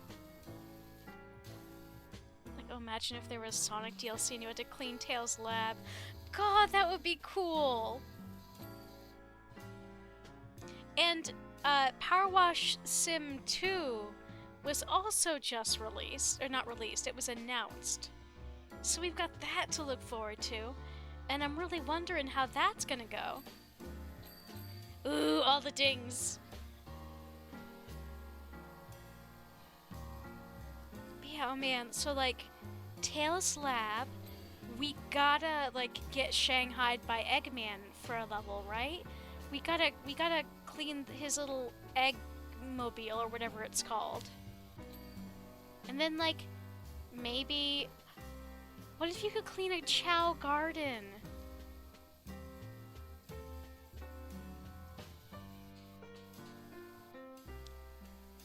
And then like one or two like short racetracks or like recognizable places from some of the early games.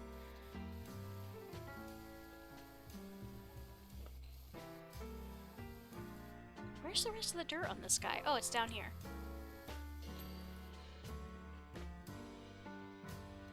I'm trying to get the smaller items out of the way before I tackle the real big machinery bits.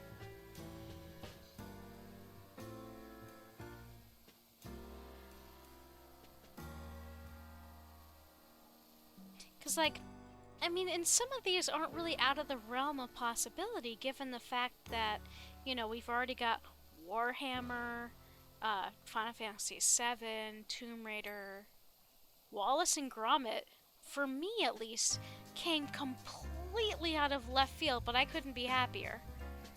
Cleaning the Master Emerald Altar on Angel Island. See, that's what I was thinking, but I couldn't remember the name of the island, to be frank. That's an idea. Can you imagine how entirely buck wild the Sonic fandom would... The number of streams with people washing, like, the Sonic levels together, it would be amazing. Get a bunch of the VTubers like Sonic and them together just to do some PowerWash Sim. I think it would be delightful. There's just so many things that there's so much DLC that could be done, and I would bet you anything that a lot of the devs would love to do this stuff, and it's just a matter of like logistics and dev time to actually make the levels and, you know, all of that junk. I can say that the only DLC I was so on was the Warhammer one, and that's only because I know jack shit about Warhammer. Like, from what little I can tell, the levels were very true to life. Like, and even the hangars wherein you would clean the mechas looked really legit. Like what parts of the games or some of the Space Marine games I've seen. So it wasn't a matter of it wasn't a matter of the DLC being bad. It was a matter of it not being a fandom I know much about. New Robotnik's filth spread into Green Hill Zone and you have to clean that up. Oh, that would be so neat!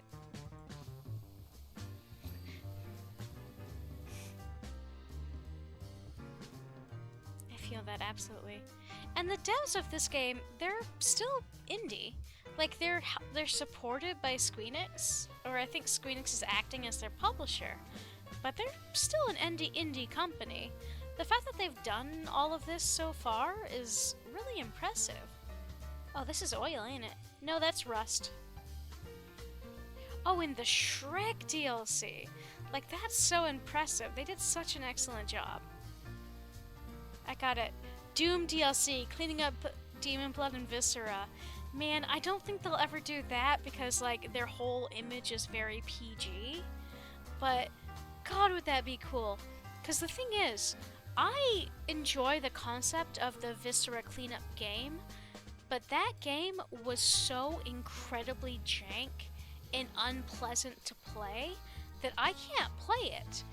If it were as polished as PowerWash Sim or House Flipper is, I wouldn't stop playing that game. I would be playing it all the damn time.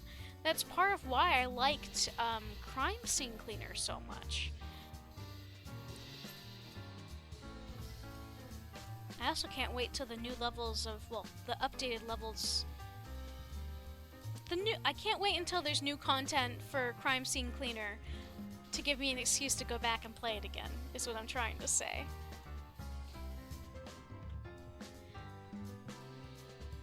Oh man, you know what would be fun? Another idea? Because of course Doom makes me think of this because of fandom. Animal Crossing.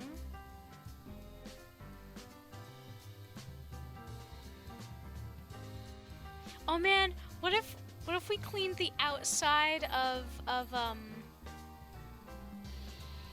what's his face? The raccoon guy.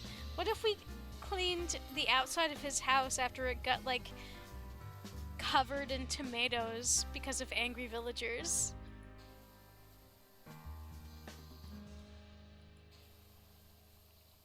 Tom Nook, yeah, that's his name. I'm so bad with names sometimes because I was like, it's really simple, Shara, you remember it, but no. No. The memory brain cell ain't with me tonight.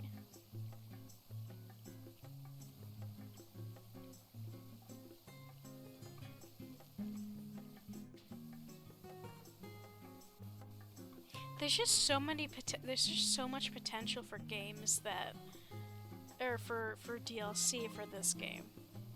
There really is.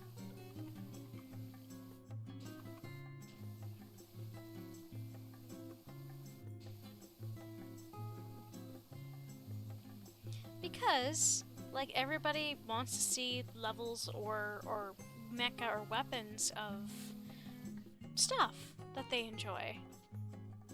And so would be therefore willing to pay for the DLC.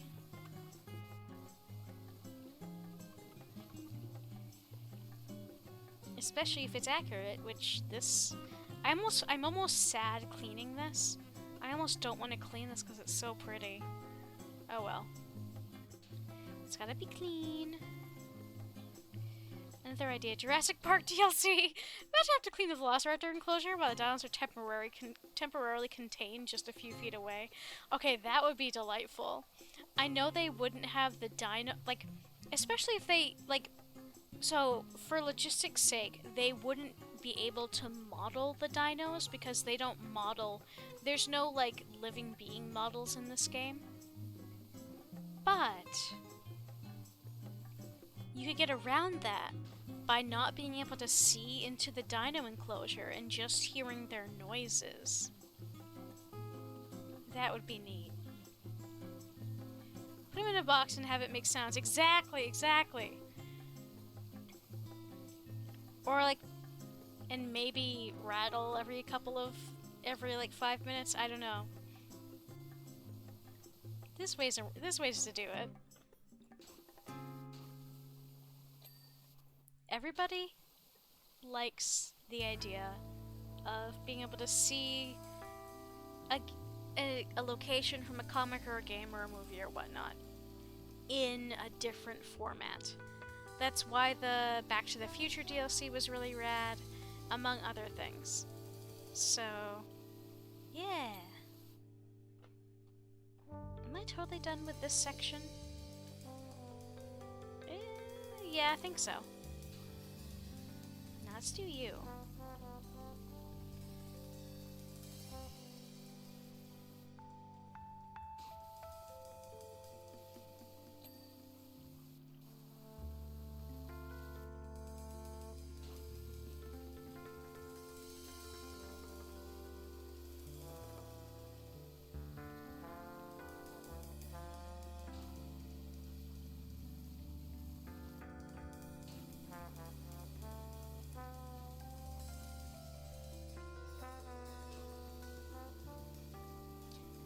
Little fiddly with this one. Lots of little various surfaces to clean. Well, there's one part of it.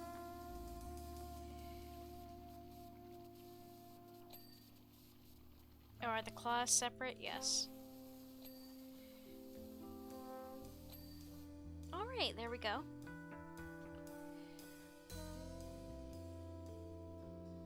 Now here's my question. I know I can turn this on.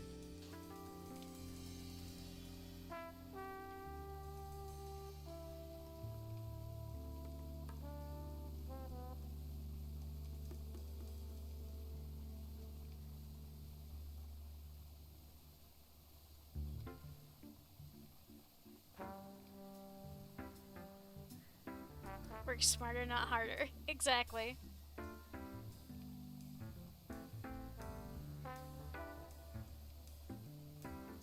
I enjoy these moving levels that you can control.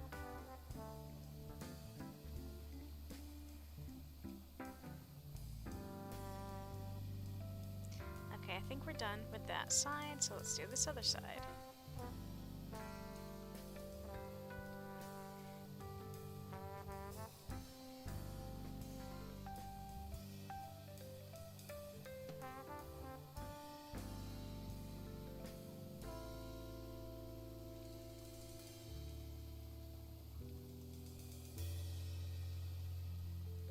Okay, I think we're good. So, time for this. But yeah, Jaws DLC. Imagine cleaning up after Brody and Hooper caught/gutted the wrong shark. Ooh, true. That would be neat. I just had the worst thought. Imagine a DLC for The Thing. That wouldn't work whatsoever, but it would be funny as hell. No, actually, some of these levels were better off as, like, crime scene cleaner levels than PowerWash. But still, they're very funny ideas. Okay, I think you can stop for now.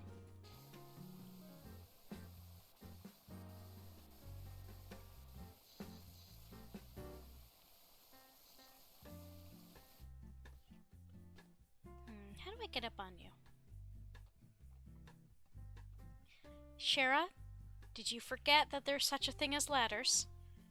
And the answer is yes. Yes, I did.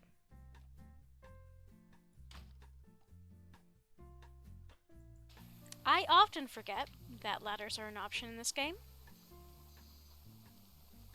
More than I probably should.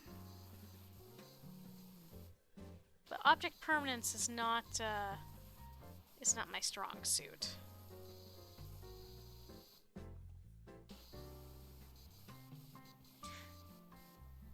I'm just imagining, for my idea about the thing, I'm honestly just imagining, like, some of the stupidest shit. If every pork chop were perfect, we wouldn't have hot dogs. True that. Ooh, also, you know what would be a legitimately, like, really effing cool DLC that would be reasonable for them to make? Batman! Can you imagine being able to, like, they'd have to, like, you'd have to be playing as, like, either a cleaner robot or somebody sworn to secrecy. But can you imagine cleaning the Batcave? Or, like, the Batmobile?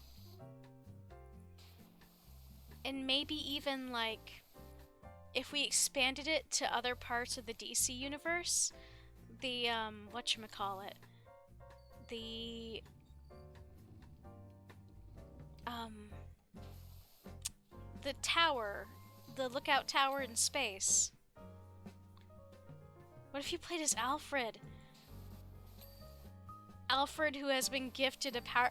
Ooh, or somebody that's been hired by Alfred. And is like under, like, threat of secrecy or something. I don't know. The Watchtower, yes. Like, can you imagine how baller that would be?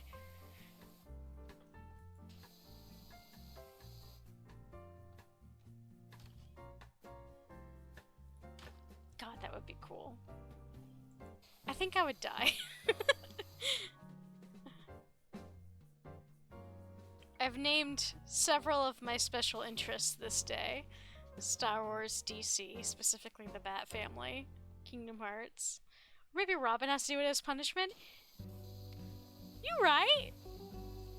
That's very much a possibility.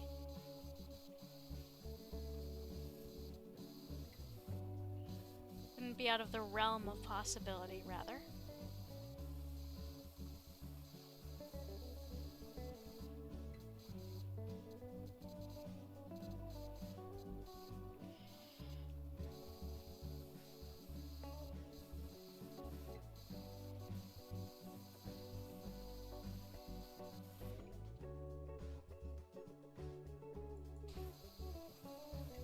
Ooh, what about Among Us DLC? I thought about that when you mentioned the thing.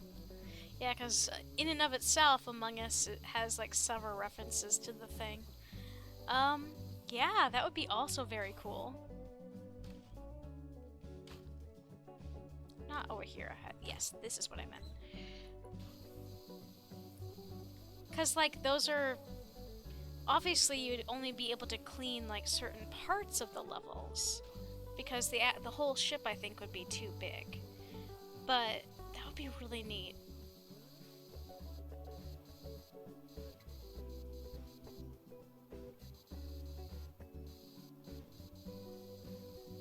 And if we're gonna do Warhammer, why not then also do fucking Warframe?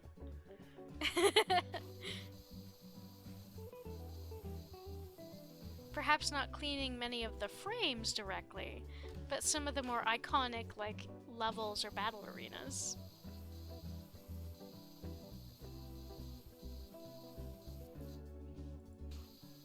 This one is so fiddly. There's so many little bits and bobs. Not you. This is what I wanted. That sounds fire. It would be quite neat, I think. There's just the possibilities are endless. And I don't think they would ever get the thing is, I don't think they would ever do anything related to Disney, because Disney is infamously feral in how it controls its IPs. But the amount of DLC they could get out of Disney alone if Disney cooperated would be incredible. It'll never happen because then Disney Corp would try to buy PowerWash Sim, and then Squeenix would like get involved in the fight, and it wouldn't be great. Got it! Power Rangers DLC! Imagine getting to clean the command center! Bridget! We gotta clean the Mechazord. Or the Megazord. The day Disney is cooperative to the day Walmart does a price check on Satan's ice scraper. I love that, Bridget. I love that so much.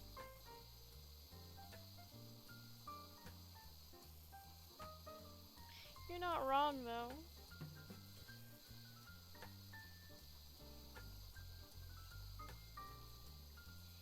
Yeah, Disney didn't get where they were without being, like, rabid creatures regarding copyright. God help us all.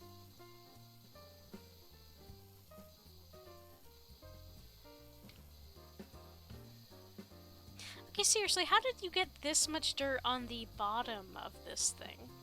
Like, that's talent.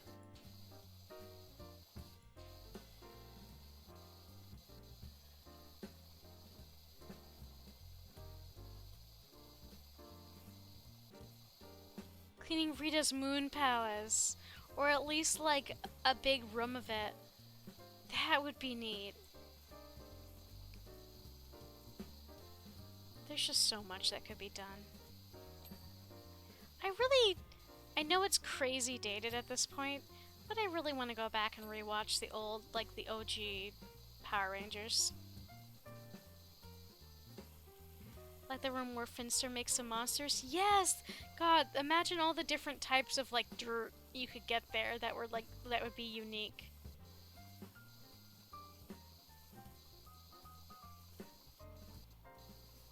Now this also goes.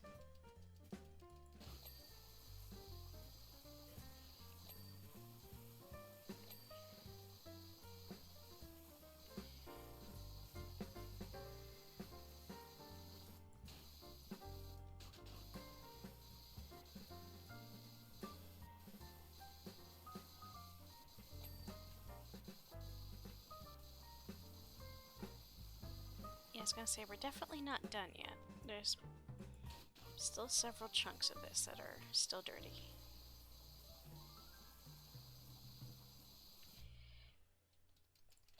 I think I still have a little more time before I watch MMPR through again. I want to, but since JFD passed away, well, he was my hero. I can't blame you.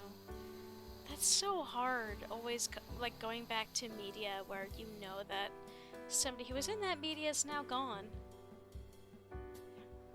Despite, like, that's actually part of the reason why I have a really difficult time watching anything with Robin Williams in it. Like, his stuff is uniformly pretty incredible, but yeah. Light shave, wash, medium shave, close shave, strain, stress. Oh, my husband's the same way about Robin Williams. Yeah, like, he was the voice of a lot of our childhoods. Like, I grew up watching Mrs. Doubtfire very often, too, because my best friend, who hilariously, her nickname was Kit,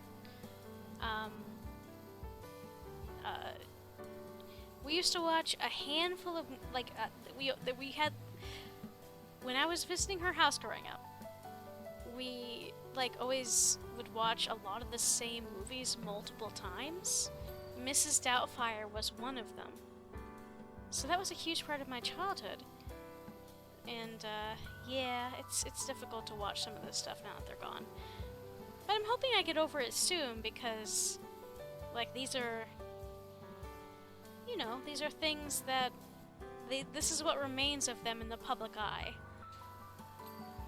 And I gotta appreciate what is there.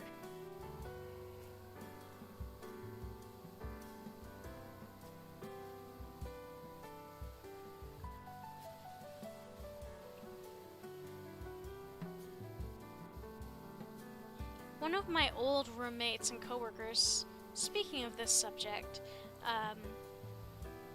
actually had tickets to Linkin Park's last performance before the lead singer took his own life. And the concert was obviously canceled as a result of what happened. And that was how I found out it had happened. I hadn't even looked at the news, and my roommate was like, well,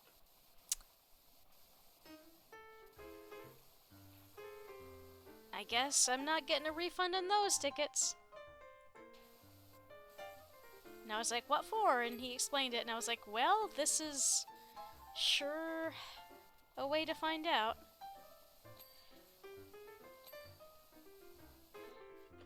Oh well. Life is what it is, I suppose. What's the... Okay, so that's Bubble Suds. Got it.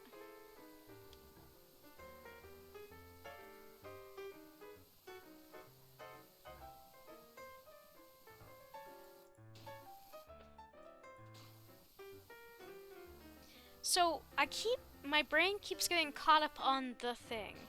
I wonder how many people had read Tommyknockers?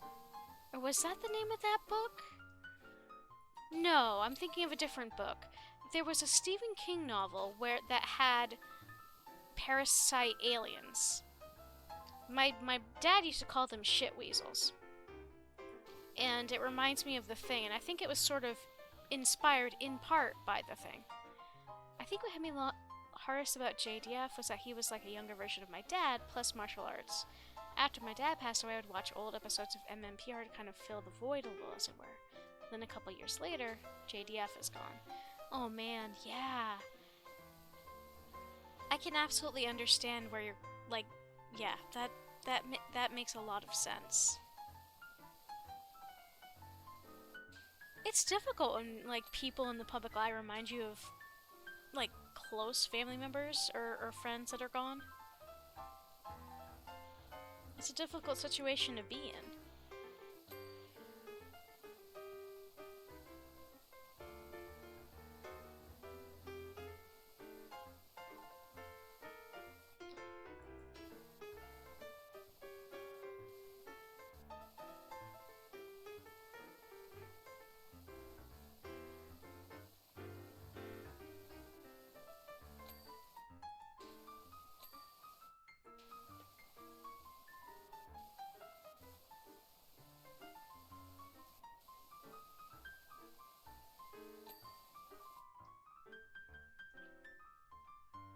Can I get up, please? Can you let me get up? Thank you.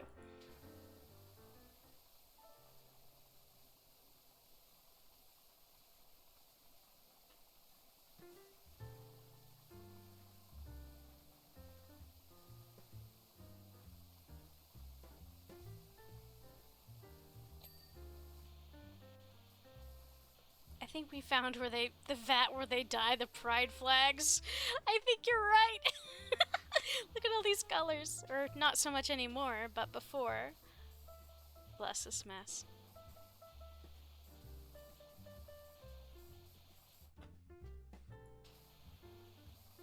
Ooh, I was talking, before anyone came in, I was sort of babbling to myself about stuff. And I was saying how a lot of Wallace's machines remind me of the Rube Goldberg machine set up by Casper's father in the mansion in the 90s Casper movie. Like the one in the kitchen that makes breakfast and a couple of the other ones.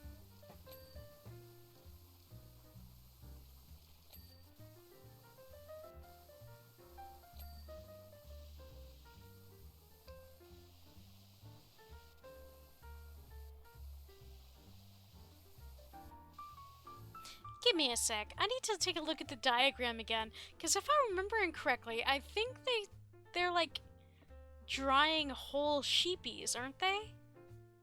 Yes!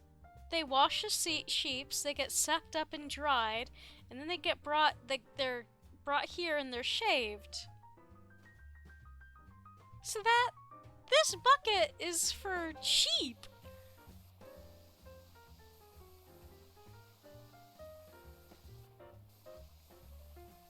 Wallace, my man, where are you getting these sheepies?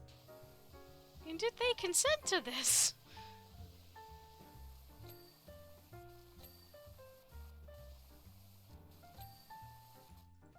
Sir, are you aware that typically you shave the sheep before you dye the wool, among other things? So is the implication here that they dye the animals, then wash and dry them, and then shear them? You probably got them from Minecraft. You're probably not wrong. I really gotta watch more Wallace and Gromit. I've heard nothing but good things about it.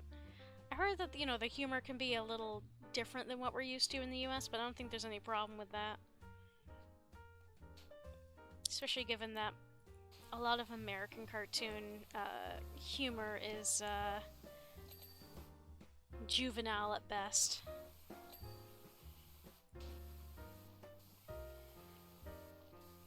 And that makes me think of something else, speaking of American cartoons. This will definitely never happen, but Steven Universe DLC? The Temple, though. I haven't seen anything Wallace and Gromit in years, but what I do remember enjoying what I did see. Yeah, I've only same though. I saw like a short, like a not very much of it, but I really enjoyed what I saw. Cleaning Bismuth's workshop. Yes, that would be so cool. And then like the temple itself, like the main Stephen's main house.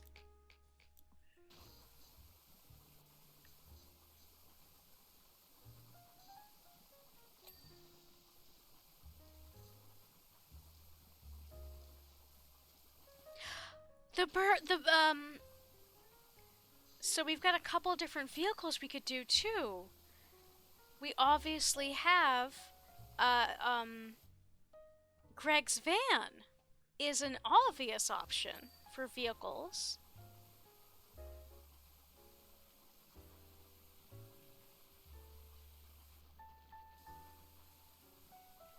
Maybe even his van plus his you know, his car wash business. Let me drop my van into your heart.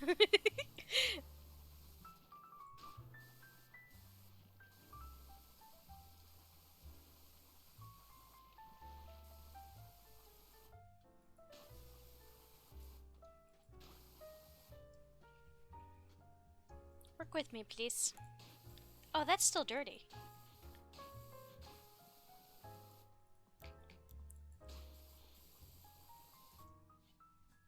Let me in.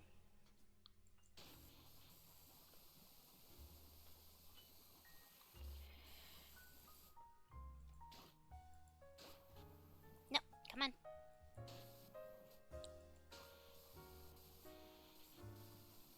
There we go. Okay. Now that's done.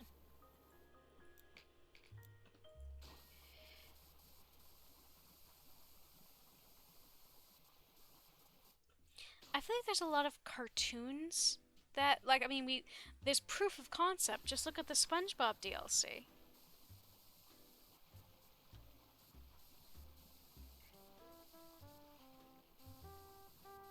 Which was definitely one of the more favorite ones. And they did an incredible job with that.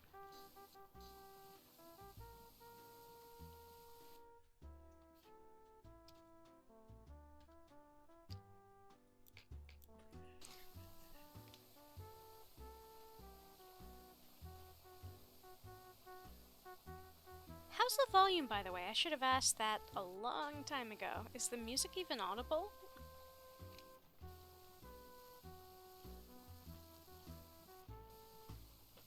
Hear me out. Ed, Ed and Eddie's DLC. Like cleaning Rolf's shed, Ed's room.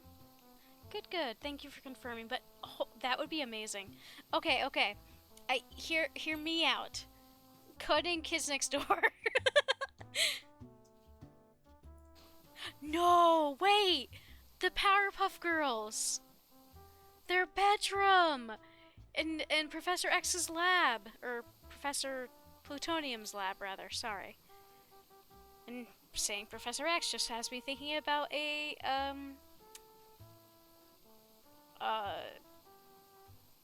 you know, an X-Men DLC. Professor Utonium. There it is. I can words.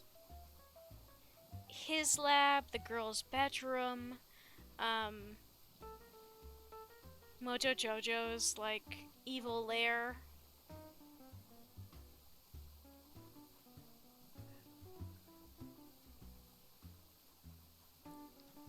Words are hard.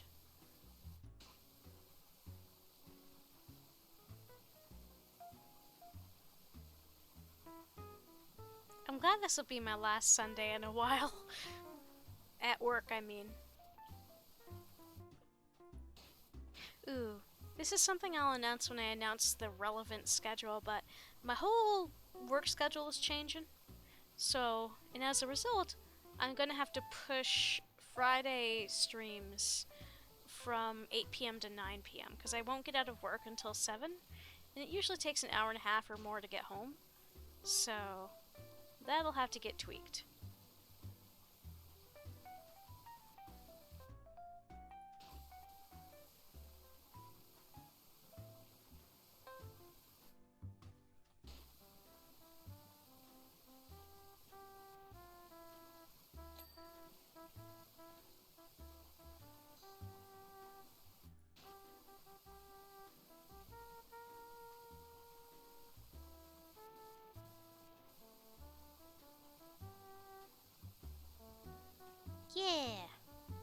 I appreciate it. Just sort of a little heads up. And like I said, when the time comes, it won't be this week's schedule, but, well, actually, no, it won't be this week's schedule. It'll be in this upcoming week, I mean. It'll be the following week's schedule that'll be changing as a result. Though not by much. Ooh, and this Wednesday is the last episode that we'll be doing of the Borderlands, Tales from the Borderlands. Oh my goodness! Hello, Squiggly Elf and Company! Hey, badass! Hello, everybody! Thank you so much for popping in! I hope you folks had a good stream! What were you working on today, Squiggly? Welcome, Raiders! My name is Shara, I am your certified mom friend, and I hope you're all having a wonderful day! You're playing Legend of Dragoon. Oh man! I remember okay, real talk. My cousins used to play that on my Gram's TV growing up, and I would like bully my way into the room so I could watch them play. The original Legends of the Dragoon, or Legends of Dragoon? That's so cool. I think I tried playing it a decade or so back, and on an emulator, and I think I got tripped up by, was it, some of the attacks had to have like perfect timing? Yeah! I hope you guys had a good time. That is a game that I'd forgotten yeah, all of them. See, that is, I think, why I didn't get very far in it, because of the whole timing thing, and back then I didn't have a controller for the emulator. I could try that again, though. But yeah, I hope it went well. But yes, hello, and oh, trust me, I struggle. 1000%, I would also struggle in that context. I'm not very good with the timing and such. That's usually why I play cozy games that don't necessitate such things. But yes, thank you so much for bringing in your crew. If you have a PS3, 4, 5, you can pay it digitally. Oh, good. I do have a PS4, so I may have to give it a shot. But thank you guys so much for popping in. I appreciate the raid. My name's Shara. I am the sort of certified mom friend. I tend to play a lot of relatively quiet and cozy games. Right now we're doing the Wallace and Gromit DLC for PowerWash Simulator. I also play a lot of House Flipper. Every once in a blue moon I do some kind of deranged experiments on The Sims 4. Wednesdays I usually play some games with Kit and or a couple other folks. And yeah, and then Fridays I usually do Final Fantasy 14. That's you've been playing it on? Yeah, I gotta give that a shot. Cause it's a game I remember. I'm not even gonna talk about what I remember, because I think what I remember was relatively late in the story, and I'm not gonna do any spoilies or potential spoilies, even if they're not accurate. I just remember nagging my cousins until they let me watch them play it. Yeah! I've been doing a relatively slow playthrough from the beginning of 14 with a new character. Just show it off to some friends of mine who either can't afford it or really don't want to play but still want to learn more about the story. And it's slow going because I'm easily distracted because ADD, but it's also a lot of fun. Yeah. I hope you got supper before stream, or that you will get supper soon.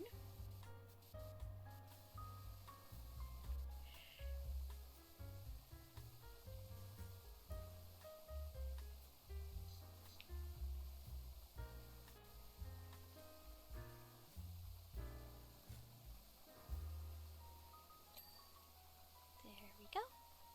Are you a separate object? I think you are. Yes, you are. About to go figure something out? Sounds like a plan. Wayne! Heyo, bud! Oh, thank you so much for doing the shout out. I have a single brain cell and I completely forgot to do it. I'm sorry, Squiggly Elf. I'm so wrapped up in playing this DLC. And I have so few brain cells today. Kit!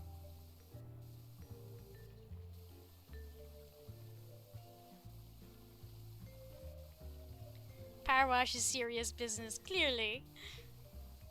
Did you see the thing? Yes! I actually just talked about that a couple minutes ago. I'm excited. And I've actually spent like a chunk of this stream babbling with Bridget about the various things we wish they would make DLC for this game. And or its sequel. I screamed too. Hey, Kit, broke from the lurker.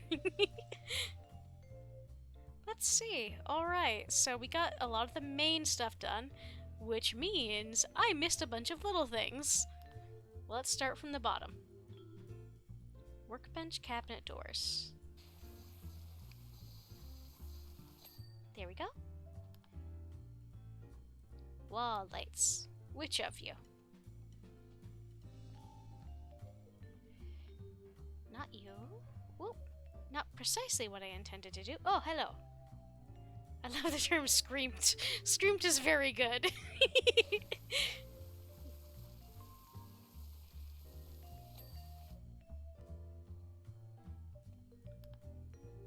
Oh, so there's more than one wall light that I missed. Ah! There you are. Can I get you from down here? Yes, I can! Okay. Can I get... Well, we'll see. There we go. Yay! But yeah, whether most of folks from the raid stay or go, I hope you have a good time or continue to have a good time.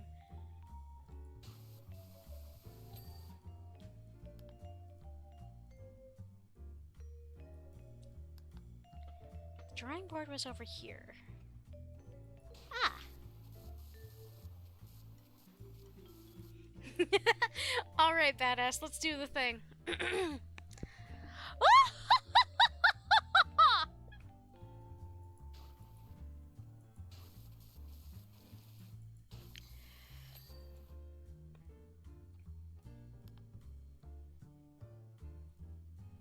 Okay, which of you?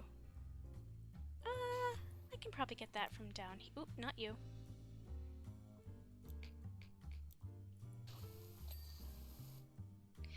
Oh, Wayne. Your cursed yet adorable arts. I don't know how you managed to make things both cursed and adorable at the same time, but it's very impressive.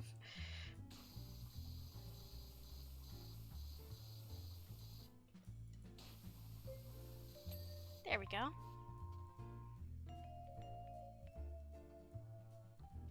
Okay.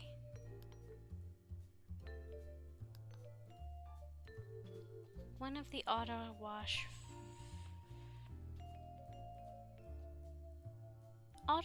control vent. Cute and cursed is your brand. Now this is the... Excuse me, so this is the auto wash. Is that a control event? Oh no, this is the control. There we go. What does this look like when it's on? This concerns me. Bath time. In the pneumatic job, activate the auto washer. This concerns me because if we look at the instructions for this thing, the sheep are in here. So the sheep are washed in here. They go up here. This is the auto dryer. They get dried in here. They go down here and they get shaved. Clean the sheepies. It's mildly concerning.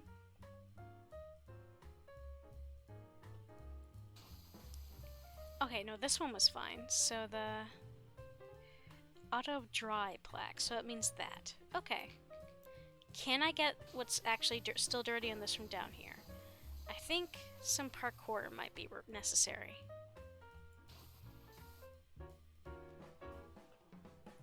Or maybe not. Okay, and then the auto knit wool spinners. This is this one of the auto knits? Yes. Ah! All I can think of is the drawing cubes for like kittens that need a wash. I've seen those called all kinds of hilarious names. Okay, so we're gonna turn all of these machines on so people know what they look like. So this is the this is one of the auto knits, the wool spinner. What if I just turn them all on? This, I forget what this does, but so that's auto knit tray. So it comes out here. This is the auto dresser, so it puts on the thing on the person. This is auto flywheel. I can't say I really understand what that does. This is the shaving. This is the shaving thing. This is the washer.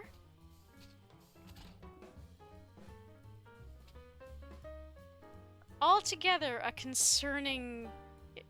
I totally have zero idea what they're called. Like a cozy dry sauna. Yeah, I don't remember what they're called either. I've seen so many funny nicknames for them in various places, though. But yeah, so this was Wallace's basement knit-o-matic thing. I love this bully-proof vest.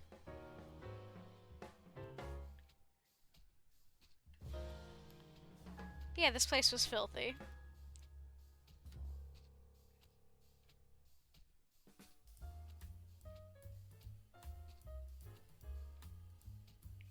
Bayek, it's like a brand new basement, Gromit. Our new contraption's a washing wonder. Tell you what, with knit-o-matic all lovely and gleaming, let's take her for a spin. New socks all around, eh, pal? What, exploded in here before? We just don't know! Well, oh, I can do this. Wallace and Gromit's vehicles. I was gonna take a sec and I was actually gonna end the stream here because sleepies, but this won't take super long, so let's do it. Wallace and Gromit's vehicles. I say, it's a lovely day out there, Gromit. Not a rain cloud in sight. Let's roll the vehicles. They could do with a good scrub up. With Washlad being such a miracle worker, we'll go through the gears on those mucky motors like elbow grease lightning. Mystery me stuff. Yes, clearly, that's exactly what it was. So, okay, so we've got the bakery truck. We've got Snowman-O-Tron. And I feel like there was a third one, wasn't there? Techno Trousers. Fun fact, in the basement we found a instruction manual to make Techno Trousers, which tells us that Wallace is not the only buck-wild inventor in this universe, which I think is delightful. And plain. Alright, well, let's get a start on... Excuse me. Let's get a start on this. That Washlad's keen as mustard again, Gromit. Command time. Donuts. Top Bun Wallace and Gromit Traditional Bakery. Door-to-door delivery. Command. Clean all the vehicles.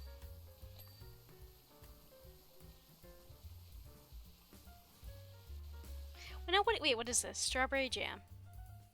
And flour. I have the most random question. Have y'all had cotton candy grapes? Yes! They're so bizarre, aren't they? Ah, yes, a bit hasty. Might wash all the wash all the cars in Preston.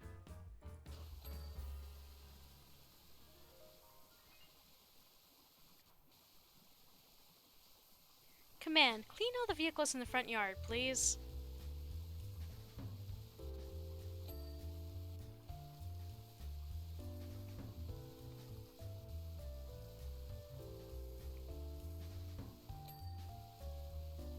That should do it, huh, Gromit? Now what's this?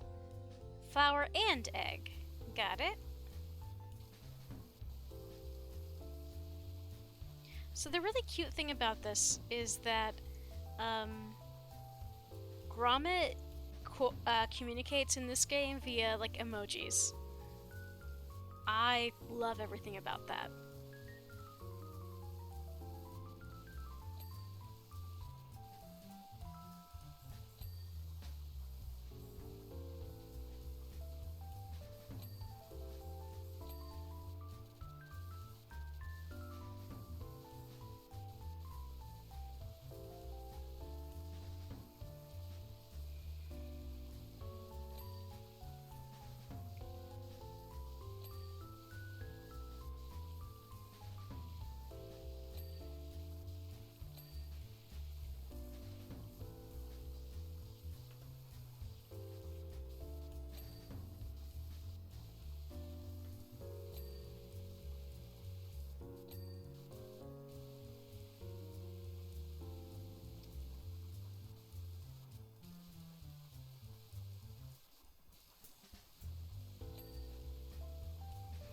Yuck, our bakery van's a sticky mess, but I'm sure Washlad will make sweet work of it.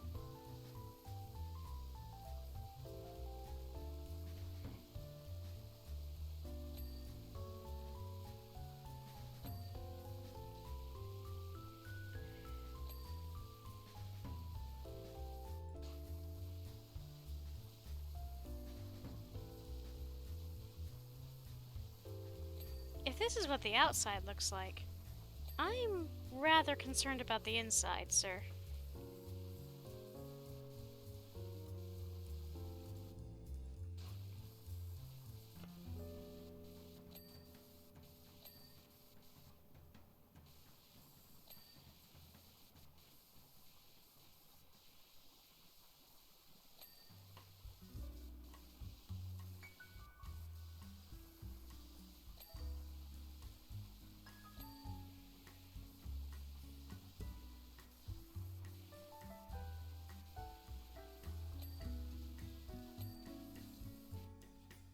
Okay, let's go on top of this thing.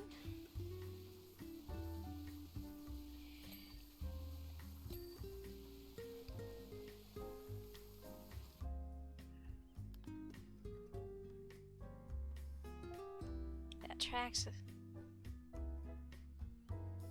They confuse your brain. You're addicted to the grapes. Yeah, that's completely valid. I'll imagine these cars that are even hoarder.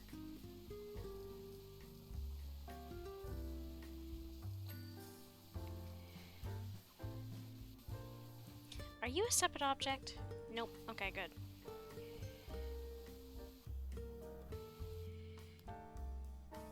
Okie doke. See you in a moment, Kit. So there's an ad coming in about a minute, and I can't really postpone it. I can postpone it twice more, but that I don't think is going to be enough time for me to be able to clean all the vehicles, so I'm just going to let the ad run. I do apologize, especially because I know a chunk of folks just got here.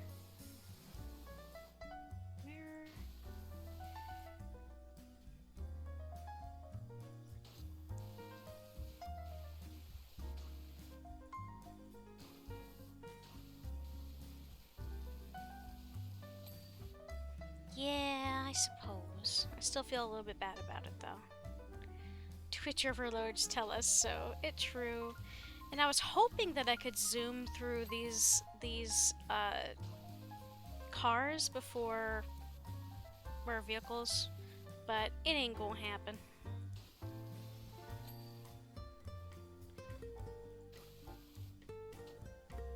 I really want to see the inside of this place, of this car now is the thing. Of this van. Oopsies. I appreciate your patience. Can't rush a good donut. I really... Open the door! Okay, am I done with the bakery truck? Not quite. I am missing a few bits and bobs. One of the tires. Which of you criminals is still Doherty?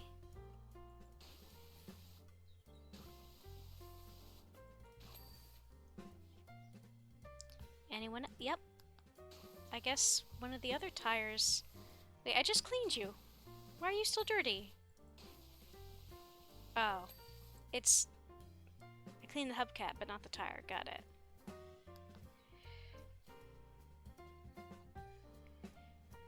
I just want to show off. So this front yard here was, in the front wall, was something I cleaned in a previous level. This is sure a decision that Wallace made. You've got this thing, and it won't flip right now, but this, if you, in the other level, you could turn it into like just a pond for decoration. It flips upside... Wait, can I? Oh, nope, never mind. I thought, nope, I was just, that was the option to pick up the ladder instead. Oh, and then there's Gromit's little house with his items and just like treasured possessions, his brush and his photo of him in Wallace and his bone. It's very cute. As we got started on this weird rust, mud, and foliage. Whose foliage are you destroying with these pants, Gromit? Or Wallace, rather.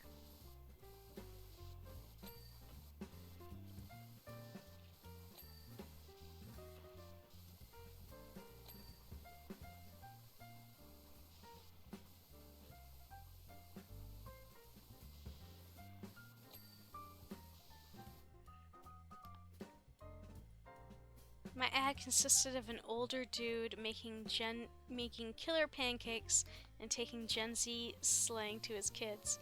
Kids clearly could not handle his power. Get good, scrubs. Ad was for who knows? Bless this mess.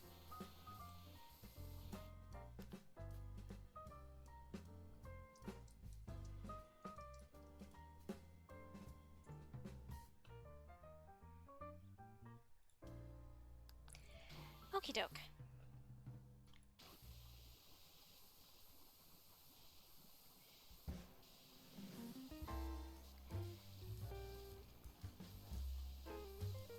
Okay, but actually, I'll talk about this after the ad's over, because I'm so baffled by these pants.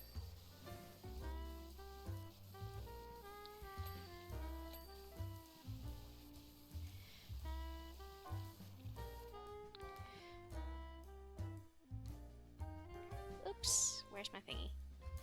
Not you.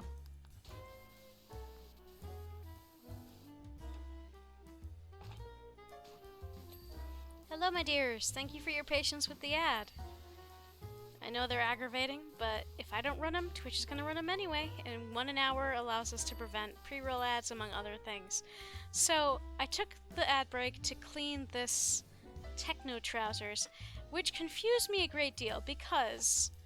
So, this is the seat, or let me actually get up here. This is the seat. So... But this is not, like, the leggies don't go in here. So when you're sitting in this thing, where do your leggies go? I'm confused. Like, do they just dangle off the top? Does your butt sit here and your legs go out either way like this? The entertainment portion was correct. Someone did a good job, just a bad job at capitalism. Meanwhile, Badass has dodged the ad. Okay, so time to do this one. So we've got grime and ice chunks and salt. Well, for an item called the Snowmanotron, that does track. Thank you for your patience, everybody, by the way. Everybody who subbed to me, I very much appreciate it. Maybe the leggies will, like, soak into the machine a little, like it was stretchy. You know, good point. That was something I was thinking about. And honestly, that's probably the case. Because, if we look at the inside, The implication seems to be that you hold on with these onto these levers here, maybe? But then again, I don't know why all of the buttons are on the outside. Shouldn't the buttons and levers be like the panel to control them be like facing the other way so the person in the thing has better control? But then again, we never accused Wallace of being, well, the best inventor, but you know what? Good for him. He's doing his best, he's trying his hardest. And how did our Snowmanatron get so filthy?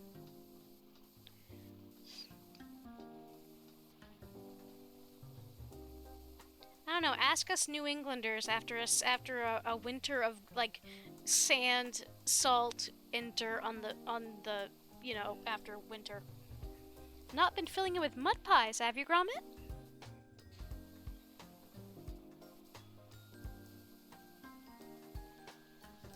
His smiley face, his big ol' eyes, that's cute. Leggy's toddler edition. It's me size, clearly. But yeah, we saw an instruction manual for that in the previous level, which I'm just tickled pink by. Who wrote it? Because I didn't see an author on it. I'm just so deeply curious as to who wrote that, who originally invented these manuals or these technopants, and why.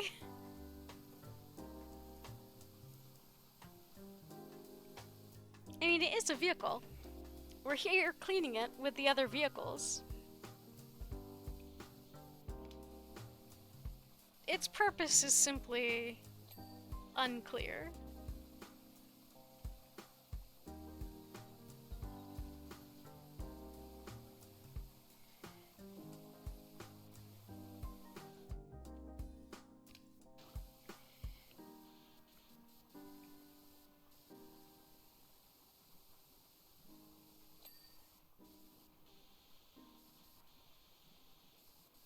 Oh, that glove is a separate object.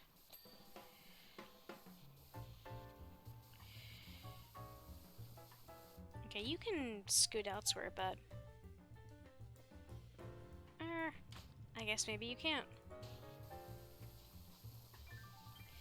The techno trousers have seen better days. Sir, please tell me what they're for. Please. When you want more leggy. You know what? I guess that's true. Easy on the spin cycle, Wash Lad. Don't want them shrinking.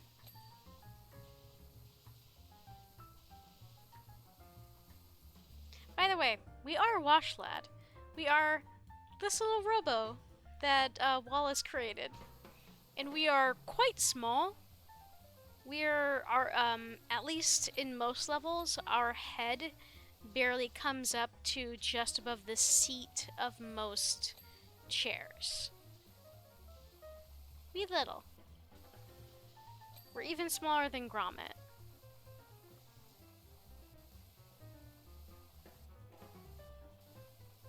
Or maybe we're Gromit size. I actually forget how big Gromit is.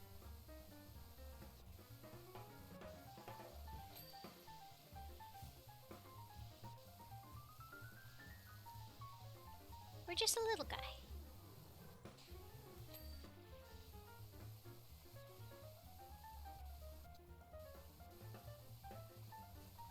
This level we cleaned earlier, this space, after it was like demolished by, or made super dirty by one of Wallace's other machines.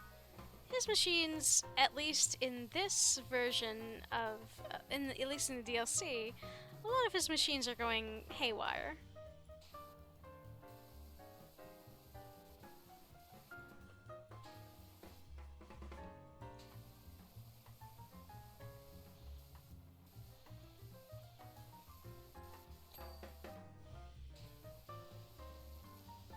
Wait, nope, you're good. Okay.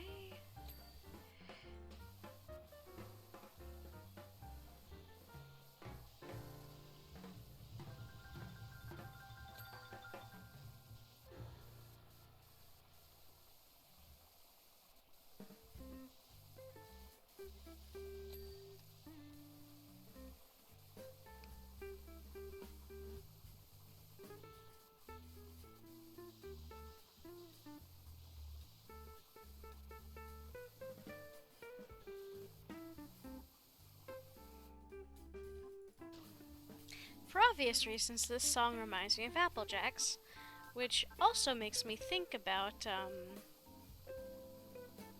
the Papa's Hot Doggeria, which is the Papa's game where you can actually serve Applejacks, or that type of popcorn, in addition to hot dogs.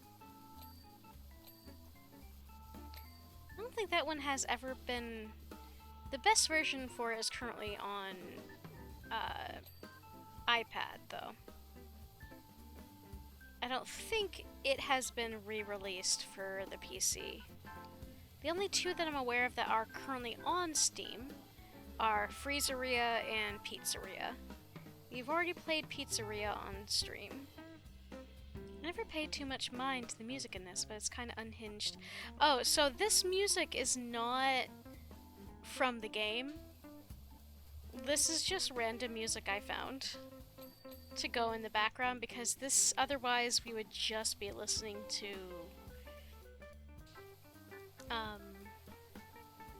well, the sounds of power washing, which isn't a bad thing, it's just not quite what I wanted.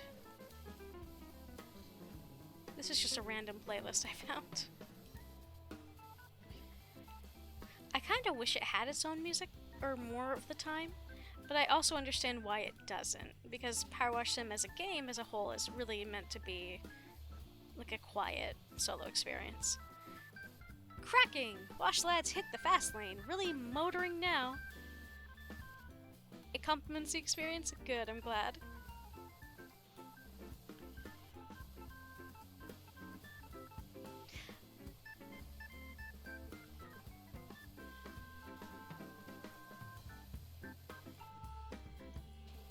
I honestly just found a random, like, jazz / classical music type playlist and threw that on.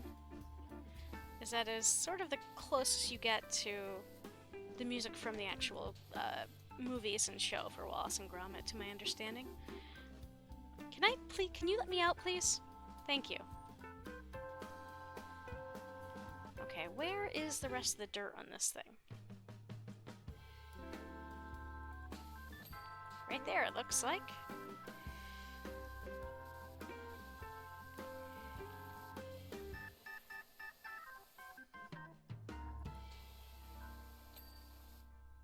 Alright, am I done with the Snowmanatron? Not quite. Almost, though. To bumper? Yeah, that's fair. Bumper lights. Cockpit interior, huh? Oh yeah, I didn't clean this at all. Kinda forgot it was here.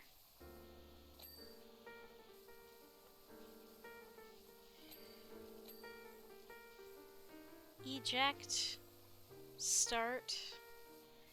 What is the purpose of this machine?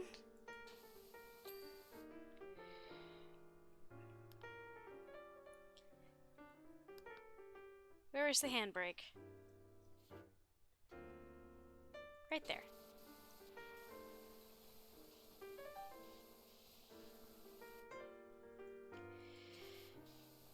There we go.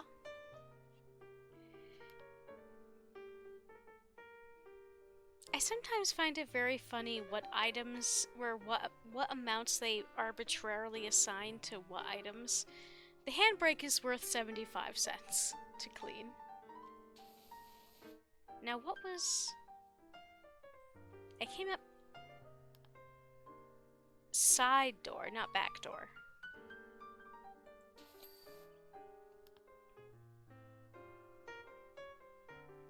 Okay, so I think we just have the airplane back, or left. Now it's... Of course it's covered in porridge. Why wouldn't it be covered in porridge? I have so many questions.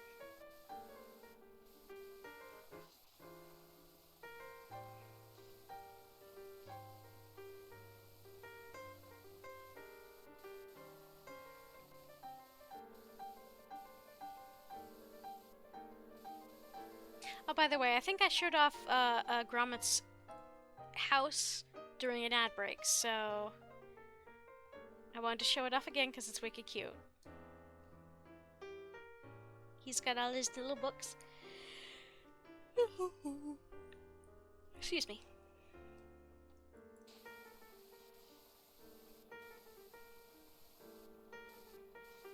Ah, yes. Gotta do the detailing. It's so cute. And like, one of the, I think it's the first level that is their dining room and kitchen. And it is so close to what I've seen of the show. Those rooms specifically, like, it is so close. And I gotta say, that is the case so far for all of PowerWash Sims DLCs. They really, like, are very accurate to canon. Like the Final Fantasy VII's, whatchamacallit? Seventh Heaven, among other things. Like, basically could have been taken straight out of the game. It's so impressive.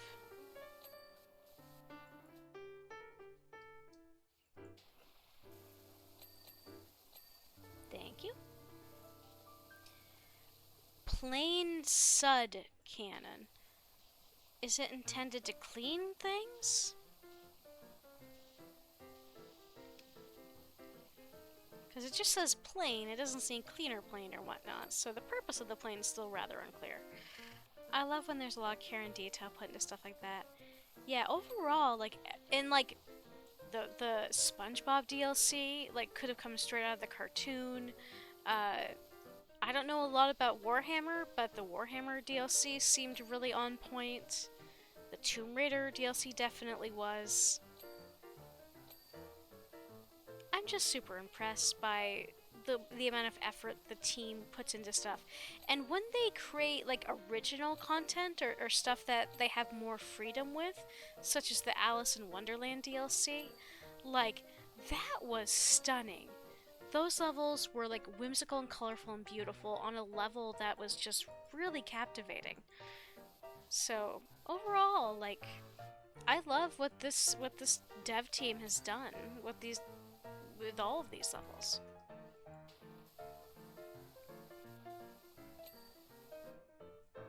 They're definitely hitting it out of the park, and I would say that like the $5 or whatnot for the DLC is 100% worth it. Oh, it's Warhammer 40k. Yeah! Let's see. Plane control bottom.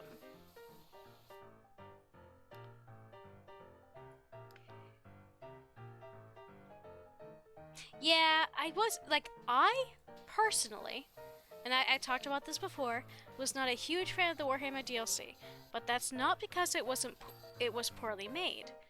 It was because I don't know much about Warhammer, and B, I don't like mechas or vehicles as much as I like levels. Like, I like rooms, and the Warhammer DLC was only the mechas.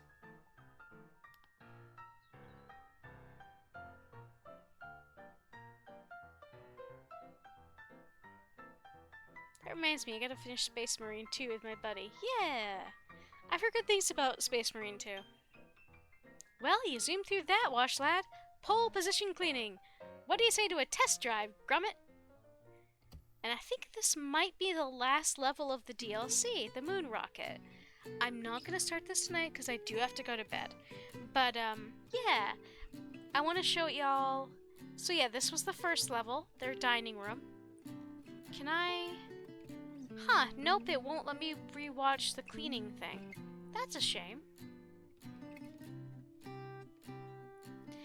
But yeah, sorry for ending so comparatively soon after an ad ended, or after the ad and after, everything. I can words, I swear. Oh, that's a little disappointing that it was only mechas. It sounds like it misses half the point. Yeah, it was just, the mechas and specifically for various Space Marine factions. But it was pretty neat. I didn't really know a ton about it, but it was pretty fun. But yeah, I appreciate you guys coming by tonight. Thanks to everybody who came by in the raid. Thanks to all for chilling out and talking with me and enjoying this DLC. Next, so yeah, thank you for coming by. Space Marine 2 is fun, writing that dumb action movie in the best of in-universe ways. I'm so glad. It looks delightful. Warhammer 40k is one of those things I want to learn more about, but is someday. I shall have a good sleeps. So first, before I do anything else, yeah, thanks again everybody for popping by. Wednesday I won't be live on my channel, but I will be live on Kid's channel as a guest, where we play the last level of the Tales from the Borderlands. Next Friday, Friday I'll be doing Final Fantasy XIV as usual. Next Sunday, I'll probably be finishing off this DLC. The week after that, we'll see when it happens. It was a nice cozy accompaniment to my late night work session. Very good, I'm glad. But yeah, thanks again everybody, and now the only person I see streaming right this second is Twilight Deku, and Deku's always a sweetheart and always fun to be around, so I'm gonna go ahead and send this over to them.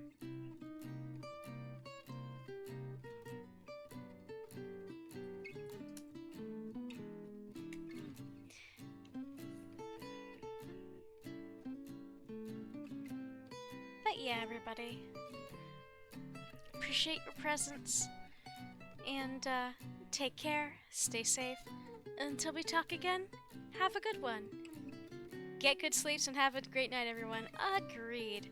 Now, let's go say hi to Deku. Here we go.